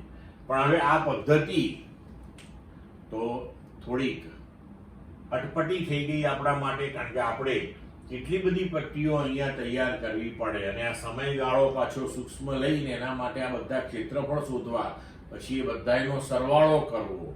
બરોબર છે? તો હવે અહીં આપણે લખી શકીએ કે જો સ્થાનાંતર S બરાબર v ઇન્ટુ ડેલ્ટા ટી. પણ હવે આપણે આવી અનેક પટ્ટીઓ લેવાની છે અને દરેક પટ્ટીઓના ક્ષેત્રફળ શોધી અને એમનો સરવાળો કરવાનો છે. તો આ v ઇન્ટુ ડેલ્ટા ટી આપણને એક પટ્ટીનું ક્ષેત્રફળ આપે. તો હવે આપણે અહીંયા લખી શકીએ કે સિગ્મા આવી અનેક પટ્ટીઓના ક્ષેત્રફળો શોધીને આપણે સરવાળો કરીએ. અને આ આપણે ક્યાંથી ક્યાં સુધી લેવાની છે પટ્ટીઓ, તો કે t1 સમયથી t2 સમય સુધી આપણે આવી પટ્ટીઓ વિચારવાની છે. તો હવે કલન શાસ્ત્રની અંદર જે સંકલનની પદ્ધતિ છે એ આપણને આ જે આપણો પ્રોબ્લેમ છે એનો ખૂબ સરળ ઉપાય આપે છે. કેવી રીતે? હવે આ જ વસ્તુને આપણે જો ડેલ્ટા ટી સમયગાળો અત્યંત સૂક્ષ્મ લઈએ, એટલે કે લક્ષ્ય આપણું લિમિટ જેને કહીએ કે લક્ષ્ય ડેલ્ટા ટી ટેન્ડ્સ ટુ 0, સૂક્ષ્મ 0 ની નજીક, 0 નહીં, બરોબર છે. તો આપણે આવી રીતે લખી શકીએ કે s બરાબર limit delta t tends to 0, બરોબર, અને સિગ્મા t1 થી t2 v ડેલ્ટા t. પણ જો હવે અત્યંત સૂક્ષ્મ સમયગાળો લઈ અને આ બધી જ પટ્ટીઓના ક્ષેત્રફળોનો જો આપણે સરવાળો કરતા હોઈએ તો કલન શાસ્ત્રમાં જે સંકલનની રીત છે એ પ્રમાણે આને આપણે લખી શકીએ કે સ્થાનાંતર s બરાબર સંકલન v dt. આ સંકલનની નિશાની છે. તો સંકલન કોનું કરવાનું? v વેલોસિટીનું. કોની સાપેક્ષે કરવાનું? સમયની સાપેક્ષે. એવી રીતે આને વંચાય. હવે ક્યાંથી ક્યાં સુધી કરવાનું? તો કે t1 થી શરૂ કરીને t2 સુધી. તો અહીંયા આગળ t1 અને t2 આ રીતે લખવા પડે આપણે, જેમાં t1 ને આપણે સંકલનની નીચેની સીમા કહીએ છીએ અને t2 ને આપણે સંકલનની ઉપરની સીમા કહીએ છીએ, લોઅર લિમિટ અને અપર લિમિટ, આવી રીતે બોલવામાં આવે છે. તો હવે વેલોસિટીનું તમે એટલે કે વેગનું તમે સમયની સાપેક્ષનું સંકલન કરો તો તમને સ્થાનાંતર મળે. હવે પ્રશ્ન આપણા માટે એ આવશે કે આ સંકલન કરવાનું કેવી રીતે છે, બરોબર છે. તો હવે સંકલન કરવા માટેની જે પદ્ધતિ છે એમાં આપણને ગણિતે સ્ટાન્ડર્ડ સમીકરણો આપેલા છે, બરોબર. જેમ કે આપણે વિકલનમાં જોયું હતું કે x રેઝ ટુ n નું વિકલન કરવું હોય તો એ થાય nx raise to n minus 1. તો એવી જ રીતે આપણે ધારો કે x રેઝ ટુ n નું સંકલન કરવું હોય, બરોબર છે, તો ઇન્ટિગ્રેશન એટલે કે સંકલન x raise to n dx. તો x રેઝ ટુ n નું dx ની સાપેક્ષે આપણે સંકલન લઈએ તો એનું સમીકરણ છે x raise to n plus 1 upon n plus 1. એટલે કે આપણે ઘાતાંકમાં 1 નો વધારો કરવાનો અને પછી એ જે ઘાતાંક આવે તેના વડે એને ભાગવાનું. તો આ સંકલન થઈ ગયું કહેવાય, બરોબર. સંકલન થઈ ગયું કહેવાય અને સીધો જ આપણને જવાબ મળી જાય. તો આપણે અહીંયા આગળ ધારો કે વેગ અને સમય નું જો સમીકરણ તૈયાર કરેલું હોય, આપણે એ બે વચ્ચેનો સંબંધ આપણી પાસે પ્રસ્થાપિત થયેલો હોય ને આપણને આપવામાં આવે હંમેશા, બરોબર. જ્યારે કોઈ પણ રાશિનું સંકલન કરવાનું આવશે અને જે ચલની સાપેક્ષે કરવાનું આવશે તો એ રાશિ અને એ ચલ વચ્ચેનો સંબંધ હંમેશા આપણને આપેલો હોય, બરોબર છે. તો હવે આ પદ્ધતિથી આપણે સીધે સીધું સંકલન કરી શકીએ. એવી જ રીતના સાઈન, કોસાઈન, ટેન, આ જે ત્રિકોણમિતીય વિધેયો છે એના પણ સંકલનો આપણે ઉપયોગમાં લેવાના હોય છે અને એ બધા જ સ્ટાન્ડર્ડ સંકલનો છે ને તમને પુસ્તકની અંદર આપેલા છે, જે આપણે સીધે સીધા યાદ રાખી લેવાના, બરોબર છે. હવે જુઓ, ભૌતિક શાસ્ત્રની દ્રષ્ટિએ વિચારીએ તો અહીંયા શું થયું? તો પહેલા આપણે વિકલનને ફરીથી યાદ કરીએ કે વિકલનમાં આપણે શું કર્યું હતું કે કોઈ પણ ઘટના એ મોટા સ્કેલ ઉપર થતી હોય પછી આપણે સમયગાળો અત્યંત સૂક્ષ્મ લેતા જઈએ અને એમ કરતા કરતા એકદમ સૂક્ષ્મ સમયગાળા ઉપર જ્યારે આપણે ઘટનાનું વર્ણન કરીએ ત્યારે આપણે વિકલનની પદ્ધતિ ઉપયોગમાં લઈએ. એટલે કે વિકલનની પદ્ધતિથી મોટા સ્કેલ ઉપર જ્યારે કોઈ ઘટના આકાર પામતી હોય તો એ ઘટનાને આપણે સૂક્ષ્મ સમયગાળાની અંદર વર્ણવીએ છીએ. સંકલનની પદ્ધતિની અંદર આપણે શું કરીએ છીએ કે સૂક્ષ્મ ગાળા દરમિયાન, સૂક્ષ્મ સમયગાળા દરમિયાન જે ઘટના છે તે આપણે ગણીએ છીએ અને પછી આવી સૂક્ષ્મ સમયગાળા ઉપર આકાર પામતી ઘટનાઓને ભેગી કરી અને મોટા સમયગાળા ઉપર એ સમગ્ર ઘટનાને આપણે વર્ણવીએ છીએ. તો આ દ્રષ્ટિએ જોવા જઈએ તો સંકલન અને વિકલન એ એકબીજાનું વ્યસ્ત થયું, વિરોધી પ્રક્રિયાઓ થઈ. બરોબર? તો હવે જુઓ, જેમ કે આપણે x છે તો x નો વર્ગ કરીએ અને પછી એનું વર્ગમૂળ લઈએ તો જવાબ x જ આવે. તો એવી જ રીતના સંકલન અને વિકલન એકબીજાથી વિરુદ્ધ પ્રક્રિયાઓ થઈ. તો કોઈ પણ રાશિ કે વિધેય જે છે એનું આપણે પહેલા વિકલન કરીએ અને પછી પાછું એનું સંકલન કરીએ તો જવાબ એનો એ જ આવે. બરોબર? અથવા તો પહેલા સંકલન કરીએ ને પછી વિકલન કરીએ, જવાબ એનો એ જ આવે. હવે સંકલનની પદ્ધતિમાં અહીંયા એક અચળાંક પણ લખવામાં આવે છે સંકલન કર્યા પછી, એક યાદ રાખજો. પણ એ અચળાંક જે છે એનો ઉપયોગ આપણે ભૌતિક શાસ્ત્રની અંદર બહુ મર્યાદિત છે, ગણિતની અંદર એનો ઉપયોગ વધારે આવે છે અને અહીંયા આપણે અચળાંકનો એનો ઉપયોગ બહુ કરતા નથી, કારણ કે અચળાંકનો ઉપયોગ કરીએ તો પછી આપણે પ્રારંભિક જે શરતો આપી હોય એને આધીન એ અચળાંક પાછો શોધવો પડતો હોય છે. આપણે ભૌતિક શાસ્ત્રની અંદર એનો અત્યારે બહુ ઉપયોગ કરવાનો નથી, એટલે આપણે એને અત્યારે લેતા નથી. હવે જુઓ કે સંકલન અને વિકલન એ કેવી રીતે એકબીજાથી ઊંધી પ્રક્રિયા થઈ અને આપણને ગણતરીઓ આપે છે. જોઈએ એક વખત. માનો કે આપણે d/dx x⁻n નું કરીએ તો આનો જવાબ છે આપણી પાસે nx⁻n-1. હવે આ જે જવાબ આવ્યો આપણી પાસે એ જવાબનું આપણે સંકલન કરીએ. બરોબર છે? તો કે સંકલન nx⁻n-1 dx. તો આના બરાબર n તો અચળ રાશિ છે, એને એમ રહેવા દઈએ, કાં તો એને સંકલનની બહાર પણ લખી નખાય. બરોબર? હવે x⁻n-1 તો અહીં આપણે ઘાતમાં 1 નો વધારો કરીશું. તો x⁻n-1 + 1 અને હવે જે ઘાતાંક આવ્યો છે એનાથી આપણે આને ભાગી દઈશું. તો n-1 + 1. હવે આ 1 કેન્સલ થઈ જશે. તો હવે આપણને મળ્યું nx⁻n/n. તો આ n કેન્સલ થઈ અને આપણો જવાબ આવ્યો x⁻n. એટલે કે તમે જો x⁻n વિધેય જે છે એનું પહેલા વિકલન કર્યું, જે જવાબ આવ્યો એનું સંકલન કર્યું તો હતું એનું એ વિધેય મળી ગયું. હવે જો આવી જ રીતે આપણે પહેલા સંકલન કરીએ x⁻n dx તો આનો જવાબ થશે x⁻n+1/n+1.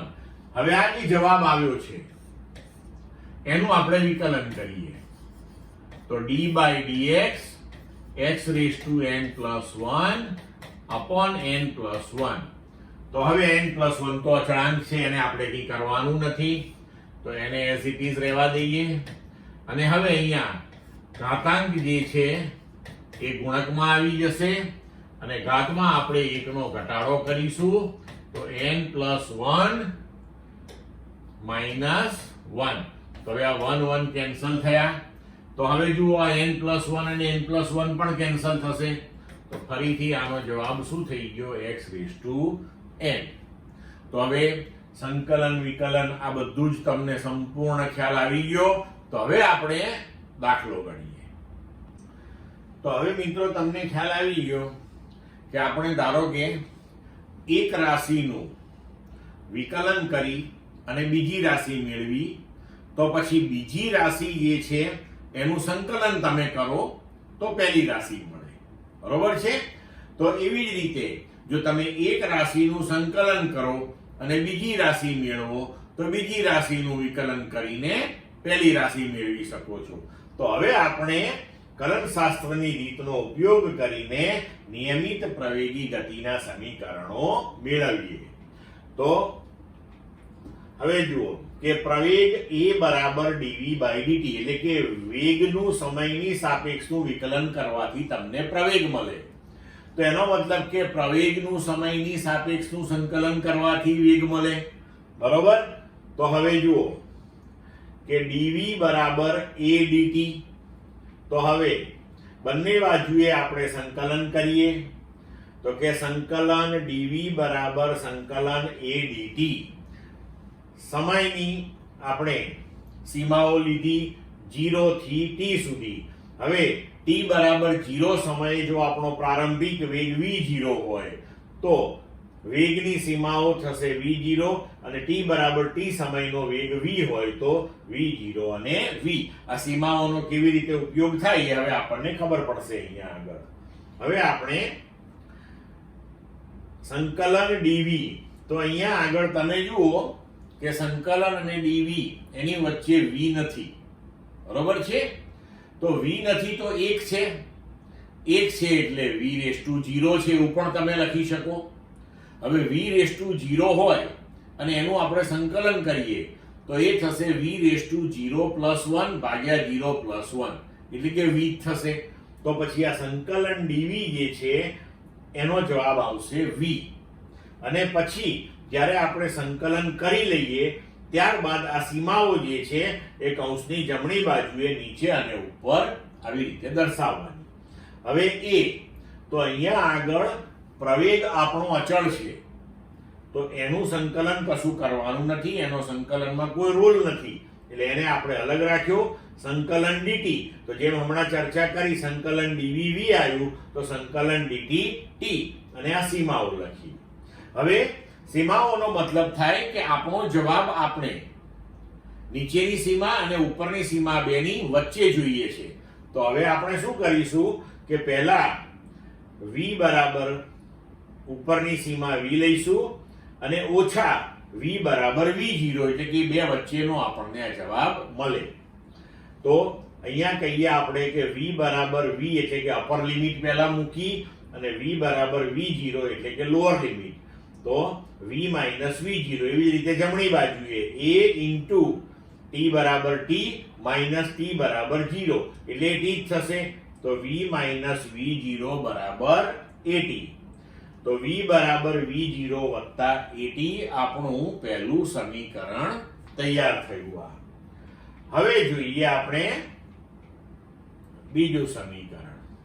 તો આપણી પાસે dx/dt બરાબર v છે એટલે કે સ્થાનાંતરનું સમયની સાપેક્ષનું વિકલન વેગ આપે તો વેગનું સમયની સાપેક્ષનું સંકલન એ સ્થાનાંતર આપે.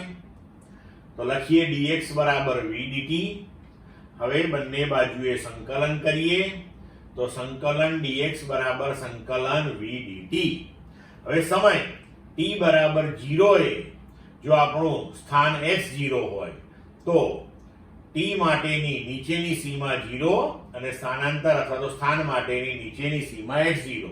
એવી જ રીતના t બરાબર t સમયે જો સ્થાન x હોય તો અપર લિમિટ અહીંયા જમણી બાજુએ t તો ડાબી બાજુએ અપર લિમિટ એટલે કે ઉપરની સીમા થશે x.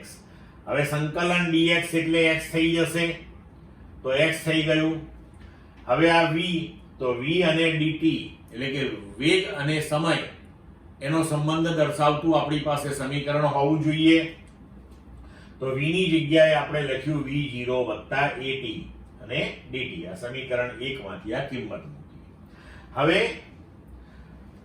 આ v0 તો v0 જે છે એની સાથે સમય અહીંયા ગુણકમાં નથી બતાવેલો પણ કઈ એક તો છે ને.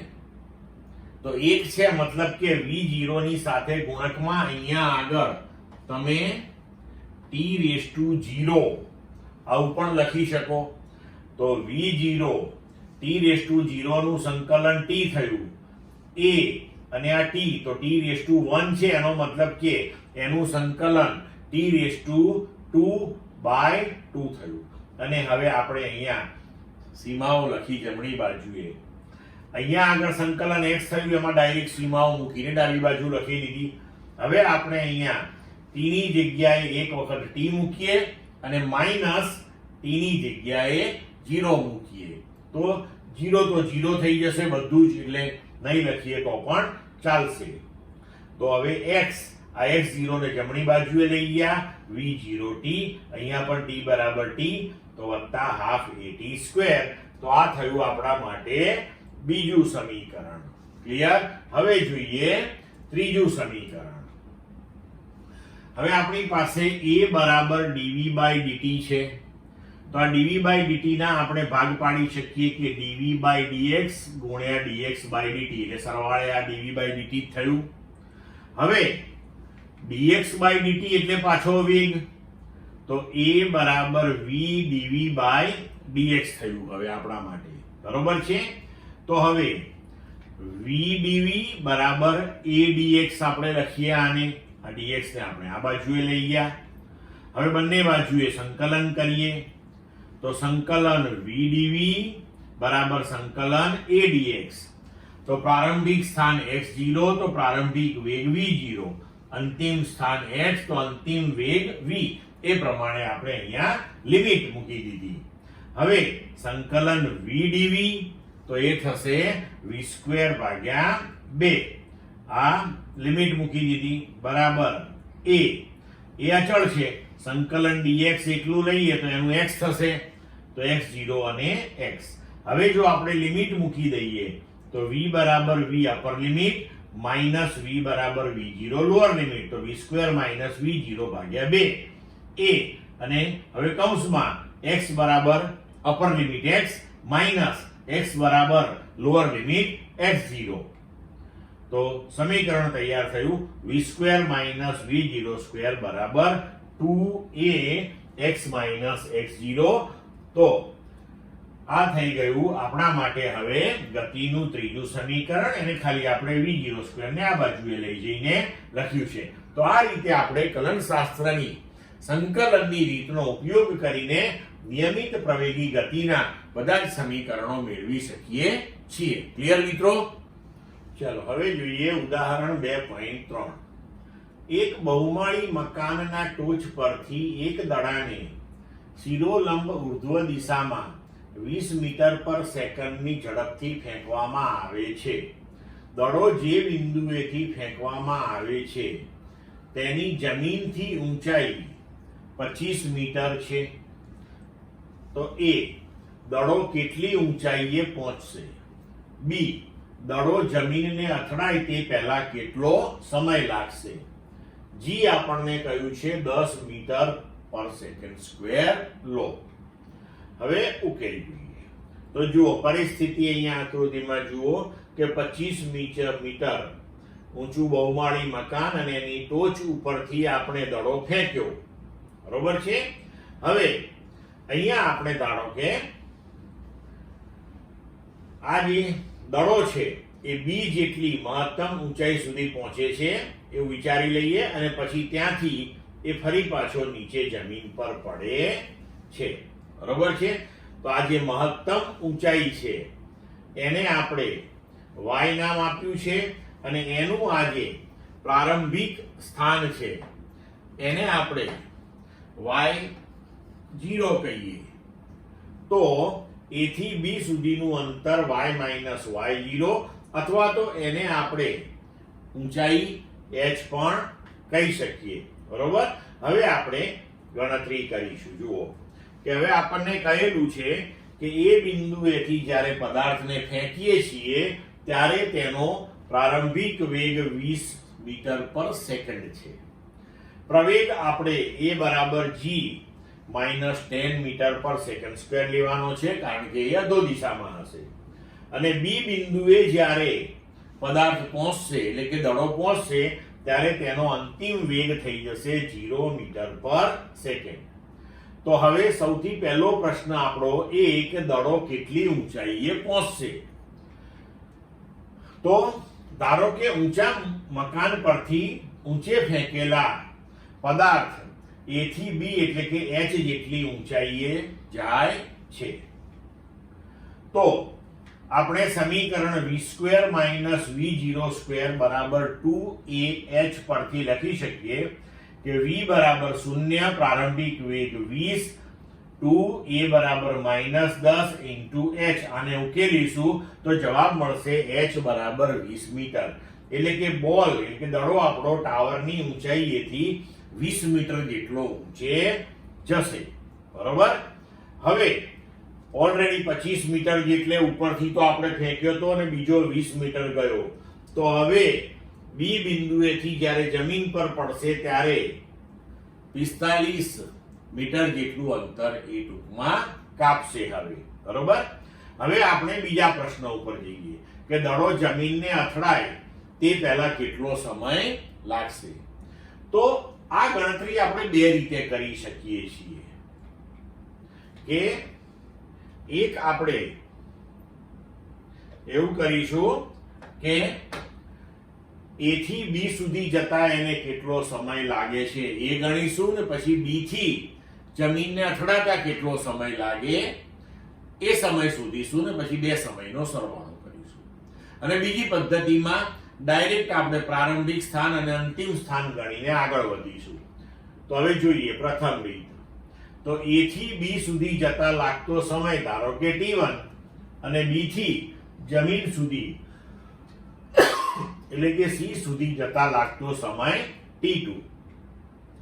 તો A થી B એટલે કે AB એ 20 સેન્ટીમીટર ઊંચાઈએ પહોંચતા લાગતો સમય, અહીંયા 20 સેન્ટીમીટર નહીં સોરી 20 મીટર કરજો, 20 મીટર ઊંચાઈએ પહોંચતા લાગતો સમય t1 હોય તો ગતિના સમીકરણ પરથી v બરાબર v0 પ્લસ at માં આપણે v બરાબર 0, v0 20 અને a બરાબર -10 મૂકી દઈએ અને t બરાબર t1 મૂકીએ તો આપણને t1 બરાબર 2 સેકન્ડ મળશે. હવે આપણે અંતર BC એટલે કે B થી જમીન ઉપર તો કુલ અંતર કાપશે 20 વત્તા 25 એટલે કે 45 મીટર. આ 45 મીટરનું અંતર એ મુક્ત પતનથી કાપશે. તો એના માટેનો સમય ધારો કે t2 છે. તો સમીકરણ s બરાબર v0t વત્તા હાફ at² માં આપણે s એટલે કે BC 45 મીટર, પ્રવેગ -10 અને સમય t બરાબર t2 મૂકીએ. પ્રારંભિક વેગ મુક્ત પતન છે એટલે 0 થશે. તો -45 કારણ કે અડધો દિશામાં સ્થાનાંતર કર્યું છે એટલે બરાબર 0 ગુણ્યા t2 વત્તા હાફ ગુણ્યા -10 t2². તો હવે આપણે આને ઉકેલીશું તો t2 મળશે આપણને 3 સેકન્ડ. તો હવે કુલ ઉડ્ડયન સમય એટલે કે આપણે એ ટાવર ઉપરથી કે બહુમાળી મકાન ઉપરથી એને ફેંક્યો, એ ઉપર ગયો અને પાછો નીચે પડ્યો.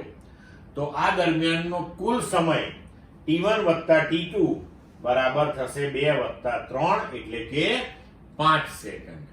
આ એક પદ્ધતિ થઈ. હવે બીજી એક રીત આપણે લઈએ. તો બીજી રીતમાં આપણે પસંદ કરેલું જે ઉગમ બિંદુ છે એની સાપેક્ષે દડાની પ્રારંભિક અને અંતિમ સ્થિતિના યામોનો ઉપયોગ કરીએ.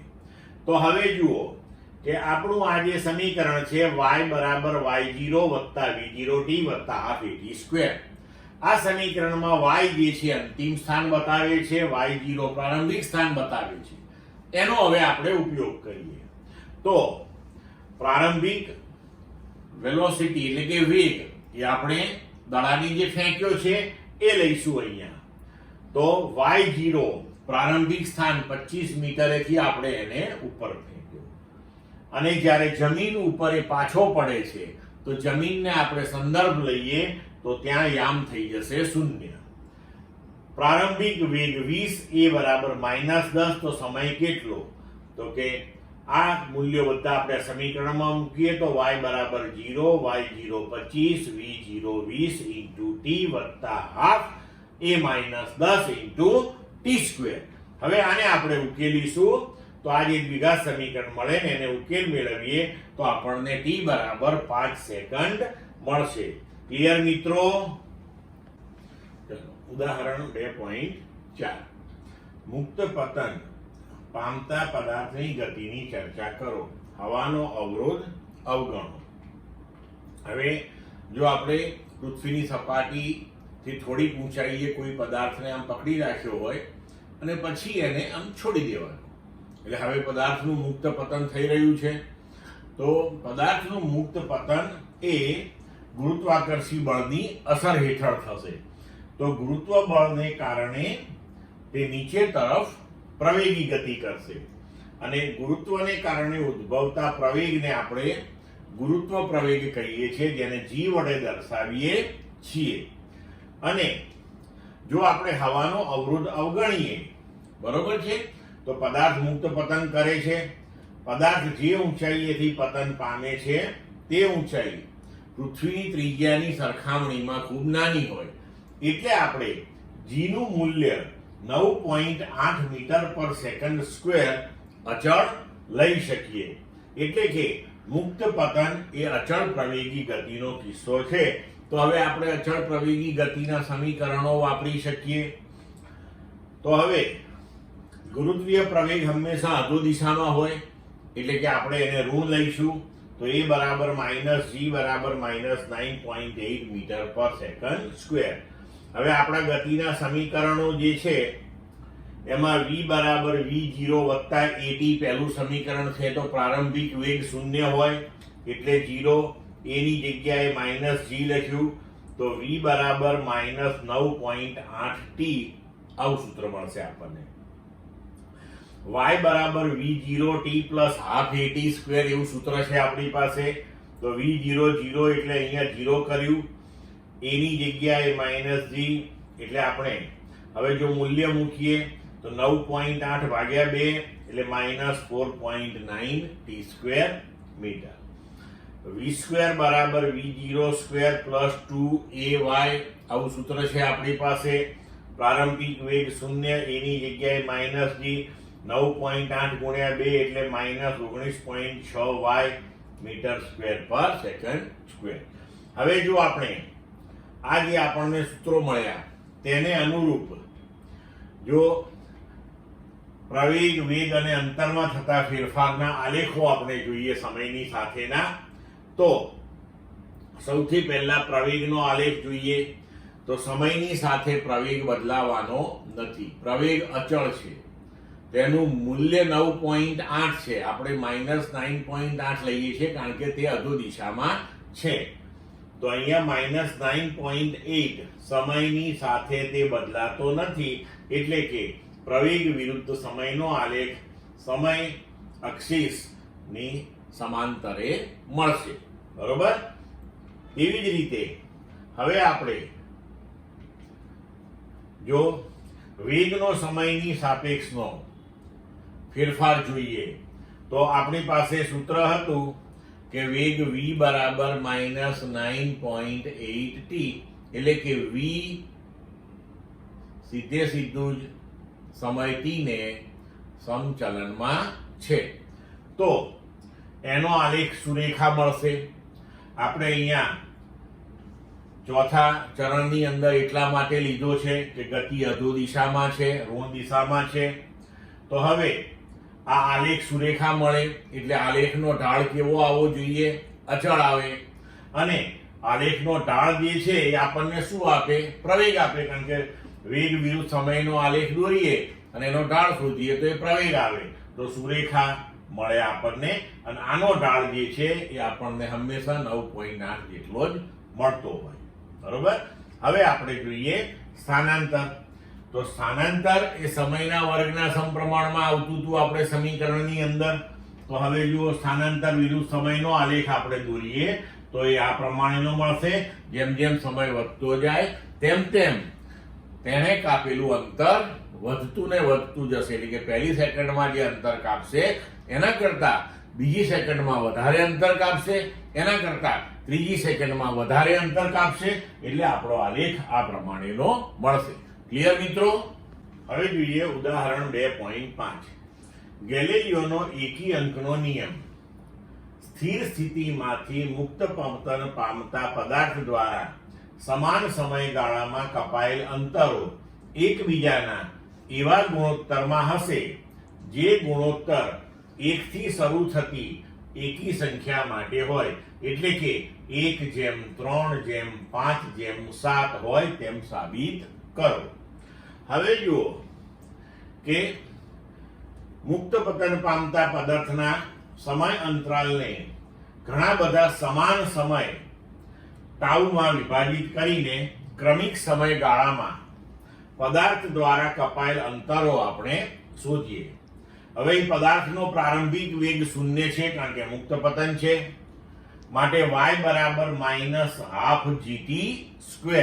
આ થશે. હવે આ સમીકરણનો ઉપયોગ કરીને આપણે જુદા જુદા સમયગાળા 0 થી ટાઉ, ટાઉ થી 2 ટાઉ થી 3 ટાઉ માં પદાર્થના સ્થાનની ગણતરીઓ કરીએ આપણે. હવે જુઓ કે સમય 0 સમયે y 0, પછી ટાઉ સમયે, તો હવે આ સમીકરણ જે છે આપણું કે -12gt², એમાં t ની જગ્યાએ ટાઉ મૂકી દો તો -12g ટાઉ², એને આપણે y0 નામ આપી દઈએ. તો y0 એ y ના સંદર્ભમાં અહીંયા પછી આપણે લખીશું. હવે 2 ટાઉ, તો t ની જગ્યાએ 2 ટાઉ મૂકો એટલે 4 ટાઉ², તો -4 ½ g ટાઉ². તો ½ g ટાઉ² ને આપણે y0 નામ આપ્યું છે. તો હવે આપણું સ્થાનાંતર થઈ ગયું 4y0. પછી ફરી પાછો ટાઉ સમય જાય તો કુલ સમય થયો 3 ટાઉ. તો હવે થયું -9 ½ g ટાઉ² એટલે 9y0. પછી 4 ટાઉ, તો -16 ½ g ટાઉ² એટલે 16y0. પછી 5 ટાઉ, એક ટાઉ વધે એટલે પછી 5 ટાઉ થશે. તો 5 ટાઉ, તો t ની જગ્યાએ 5 ટાઉ મૂકીએ તો 25 ટાઉ² એટલે -25 ½ g ટાઉ², તો 25y0. 6 ટાઉ, તો -36 ½ g ટાઉ² તો 36y0. હવે ક્રમિક સમયગાળાની અંદર કપાયેલા અંતરો આપણે જોઈએ. બરોબર? તો પહેલા t થી 0 માં y0, પછી 4y0 થી y0 એટલે કે 3y0, પછી 9y0 થી 4y0 એટલે કે 5y0, એટલે કે આથી આ અંતરાલમાં આટલું, પછીના અંતરાલની અંદર આ બેનો તફાવત, પછીના અંતરાલની અંદર આ બેનો તફાવત, પછીના અંતરાલમાં આ બેનો તફાવત. હવે જુઓ કે અહીં આપણે કપાયેલ અંતરોનો ગુણોત્તર લઈએ તો તમે જોઈ શકો છો કે 1:3:5:7:9:11 આવ્યો. તો હવે અંતિમ સ્તંભમાં દર્શાવ્યા મુજબ જોઈ શકાય છે કે કપાયેલા અંતરો 1:3:5:7:9:11 એવા સરળ ગુણોત્તરની અંદર આવે છે, જે ગેલિલિયોનો નિયમ સાબિત કરે છે. જોઈએ ઉદાહરણ 2.6. વાહનનું સ્ટોપિંગ ડિસ્ટન્સ. ગતિમાન વાહનને બ્રેક લગાડવામાં આવે ત્યારે તે થોભે તે પહેલા તેણે કાપેલું જે અંતર છે તેને વાહનનું સ્ટોપિંગ ડિસ્ટન્સ કહે છે. તો આ સ્ટોપિંગ ડિસ્ટન્સની વ્યાખ્યા પણ અહીંયા યાદ રાખજો. રસ્તા પર વાહનોની સલામતી માટે આ એક અગત્યનું પરિબળ છે. સ્ટોપિંગ ડિસ્ટન્સ વાહનના પ્રારંભિક વેગ, બ્રેકની ક્ષમતા અથવા બ્રેક લગાડવાથી વાહનમાં ઉદ્ભવતા પ્રતિપ્રવેગ -a પર આધારિત છે. વાહન v0 અને a માટેના પદમાં સ્ટોપિંગ ડિસ્ટન્સનું સૂત્ર મેળવો. હવે જોઈએ, ધારો કે v0 જેટલા વેગથી ગતિ કરતા વાહનને આપણે બ્રેક મારીએ અને બ્રેક માર્યા પછી એ ds જેટલું અંતર કાપીને ઊભું રહે છે. તો હવે આપણી પાસે સમીકરણ છે v² v0² બરાબર 2ax. હવે જ્યારે ઊભું રહી જાય તો અંતિમ વેગ થઈ ગયો 0. તો અંતિમ વેગ 0. પ્રારંભિક વેગ v0 આપણે v0 લીધો છે અને હવે તેમાં પ્રતિપ્રવેગ આવશે, કારણ કે વેગ એનો ઘટતો જાય છે, એટલે a બરાબર -a લઈશું અને તેને કાપેલું અંતર જે છે એને આપણે સ્ટોપિંગ ડિસ્ટન્સ એટલે કે ds નામ આપ્યું છે. આ બધું આપણે આ સમીકરણમાં મૂકી દઈએ તો 0 - v0² બરાબર -2ads. હવે ds ને સૂત્રનો કરતા કરીએ તો ds બરાબર v0 સ્ક્વેર બાય 2a. તો સ્ટોપિંગ ડિસ્ટન્સ એ વાહનની પ્રારંભિક ઝડપના વર્ગના સમપ્રમાણમાં હોય છે. ક્લિયર મિત્રો? ઉદાહરણ 2.7 પ્રતિક્રિયા સમય, રિએક્શન ટાઈમ જેને કહીએ. જ્યારે કોઈ પરિસ્થિતિ એવી નિર્માણ પામે કે જેથી આપણે ત્વરિત પ્રતિક્રિયા આપવાની જરૂરત ઊભી થાય તો તે ક્રિયા ખરેખર કરીએ તે પહેલા અમુક સમય લાગે છે. આમ કોઈ વ્યક્તિ અવલોકન કરે, તેના પર વિચાર કરે અને પછી કાર્યવાહી કરે, તે માટે લાગતા સમયને પ્રતિક્રિયા સમય કહે છે. તો આ પ્રતિક્રિયા સમયની વ્યાખ્યા થઈ, એ પણ યાદ રાખવાની, એક માર્કમાં ક્યાંક પૂછાય આપણને. ઉદાહરણ તરીકે કોઈ એક વ્યક્તિ કાર ચલાવી રહ્યો છે અને અચાનક એક છોકરો રસ્તા પર આવી જાય છે, ત્યારે કારને બ્રેક લગાડ્યા પહેલા જે સમય વીતેલો છે તેને રિએક્શન ટાઈમ કહે છે. રિએક્શન ટાઈમ પરિસ્થિતિની જટિલતા અને વ્યક્તિ વિશેષ પર આધારિત છે. હવે જુઓ, તમે તમારા રિએક્શન ટાઈમનું માપન એક સરળ પ્રયોગ દ્વારા કરી શકો છો.